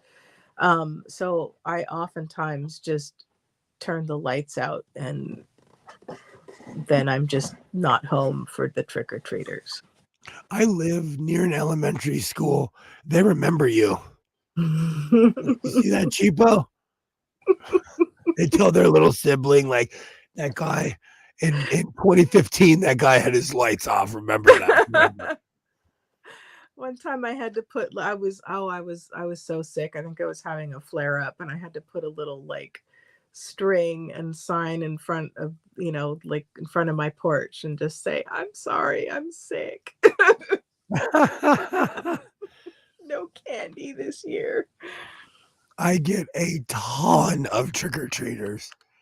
I went off yesterday in Phoenix's chat about the price of chocolate, but it's so, even the other day I was at the store for a box of candy of like those bars that used to be 75 cents. It's $20. That's great. At Walmart, they sell like 170 something pieces for $21 or something crazy. Is it the sugar that's taxed or the chocolate? Which one are we paying? Which one are we paying the extra mileage for? I don't know. Shipping, the plastic wrap. It's so expensive. It is so, and I'm gonna buy a ton of candy. Like, I'm griping, man. Next week I'll be sitting here with a Kit Kat. Like, it was worth it. It was worth it. I promise you. Next week, man. Even on Saturday, I might be here with a Kit Kat because I need to go shopping anyways. Hand out candy apples, except the apple is an orange with a peel. They would break my windows with them. I really like candied orange peel dipped in chocolate. So good. Okay. I like a good candy apple as well. We have now re-entered the food portion. I hope everyone's had a great evening flying Godless-Owing Airlines. What you could do is you could like carefully peel the orange, like maybe cut it off or whatever, and then you could candy the peel, and you could do like a caramel apple, and then put the candied orange peel back like on the apple, and then dip it in chocolate, like a turducken of Halloween. You're inventing stuff. You're inventing stuff. A millionaire's yacht is what you're paying for. That is serious. We live in the foothills. No trick-or-treaters here. All the houses are too far apart. Not worth the effort for the kids. I miss it. There's kids around the neighborhood that remember me. They're like, "Oh, you still live here?" Like, "Yeah, I've lived here for a long time, kid. Long time." It puts a smile on my face. You could give out touch and swears to all the best costumes. I would have 20. The parents would send them back. I would be on man, you trying to get me put on the news. They wouldn't know what to do with me. They'd be like, this guy was handing out sewing machines. We don't know whether to give him a hug or put him in jail. Oh, put him in jail. They're touching sews, put him in jail. Touching sews, jail.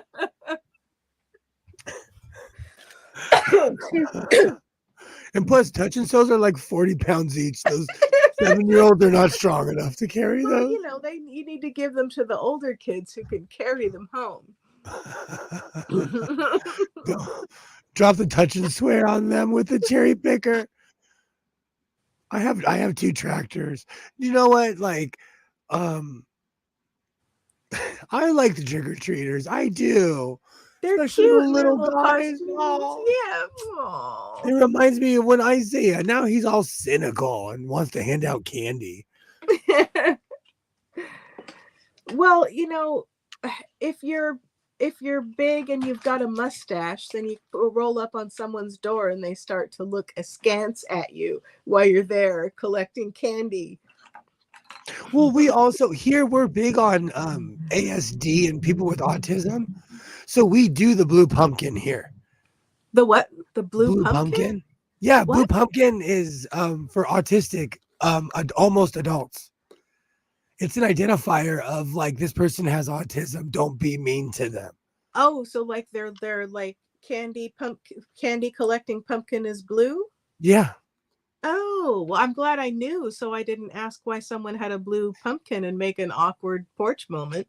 It was started years ago, but it became a point of contention because people were talking about it so much. People were like, "Stop talking about the blue pumpkin." And then there was memes of people like with horror face, and then someone would have a blue pumpkin, and they were like, "No more blue pumpkin."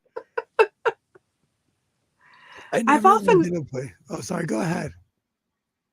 Well, I've often thought about because invisible illness is a thing. Yeah. And so sometimes it's like you really, really just need to sit down. And so like on a bus or train or something like that, you perhaps are about to fall over, but you don't look like someone who is about to fall over. And so I thought, well, maybe they could make little buttons or something that you could wear that show that you're a disabled person. But then that seemed a little bit like some other sort of discriminatory No, I get it. labels that people have had to wear throughout But history. Like, but people with epilepsy wear laminated. They have to wear it. Like people, especially people that have seizures all the time, they wear laminated identifiers of like, hey, this is what's wrong with me. This is who to call. And at least where we live, that's law. Or you have to have a card on you that says like, hey, I have this and such and such and so and so. If it's really, something that will not go away.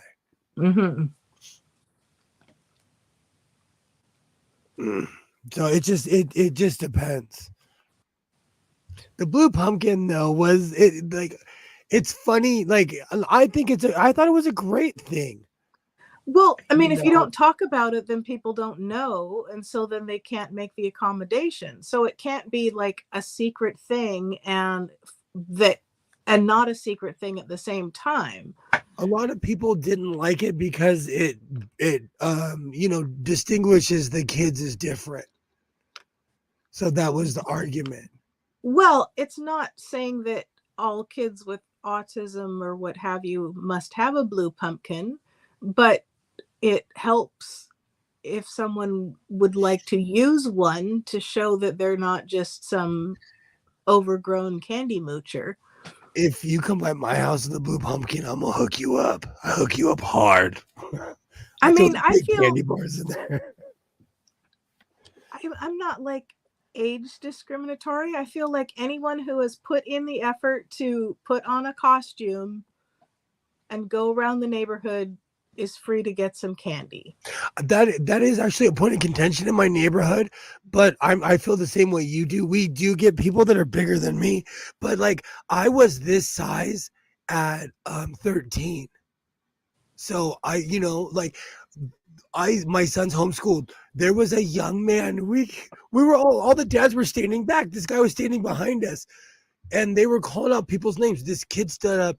He was 12 years old. He was 6'4". Wow. He stood next to the dads. I thought he was one of the dads. He was there to take the test. All the dads were like, we were like, oh, don't say anything. But he's grown man size. Like he is grown. So you never know, But I mean, even adults. If an adult wants to come trick-or-treating and they've like put on a costume and they've got a little candy bag, then I would be happy to give them candy and admire their costume just like I do with the kids. Same. I don't discriminate. Yeah. And we always forget the spirit of these holidays is to celebrate each other, to be nice. Like, yay, thanks for coming to my house, trick or treat. It's less about all the stuff behind it. It's more about community. Yeah. I have neighbors. We don't talk to each other. I talk to them once a year. That's on Halloween. Because their kids come by and want candy, and I'm okay with that. So you and I can go Elvis in the back room. We've been going for a while here, Okay, but we missed Veronica's comment. I've never lived in a place for trick or treats. Oops, that's a mean ass trick. That's heavy, dude. Veronica and I, Veronica and Veronica and I talk very similar, very similar. I will be back on Wednesday. Hopefully, my voice is is better. Let me grab the pattern really quick. Maybe you should take Wednesday off. I said more better. Hopefully, my voice is healed. I don't know why I said more better, but I'm gonna be working on this pattern because I have a bunch of really cool material that doesn't need lining. I'm gonna make a few shirts. Nice. And now that I'm looking, it has a Western pattern too. Ooh. You know, I love a good Western. Gives you options. Absolutely. Absolutely. You know what? I want to thank everyone who's made it this far. Anyone who watches this in the future. I say this every week, but the Godless Sewing channel would be nothing without you guys. So I thank everybody who's recently come here. I absolutely appreciate you. I'll be back on Wednesday, same bat time, same bat channel. You guys are awesome. Candy Frog, good night. I have to finish this later. Have a great night. Thank you so much for stopping by, Veronica. I will be back on Wednesday. Like I said, I have quite a few shirts that I want to make. I'm gonna start with my caveman material. Even though I have a rule about making things that are the same color as I am. It's almost the same color as me. Yeah, absolute perfect timing. Have a great night. Thank you so much for stopping by, Happy Maker. You, like I said, you guys make this channel what it is. I will be back at it on Wednesday, and like I always say, reinforce your seams, be yourself, and I will definitely see you next time.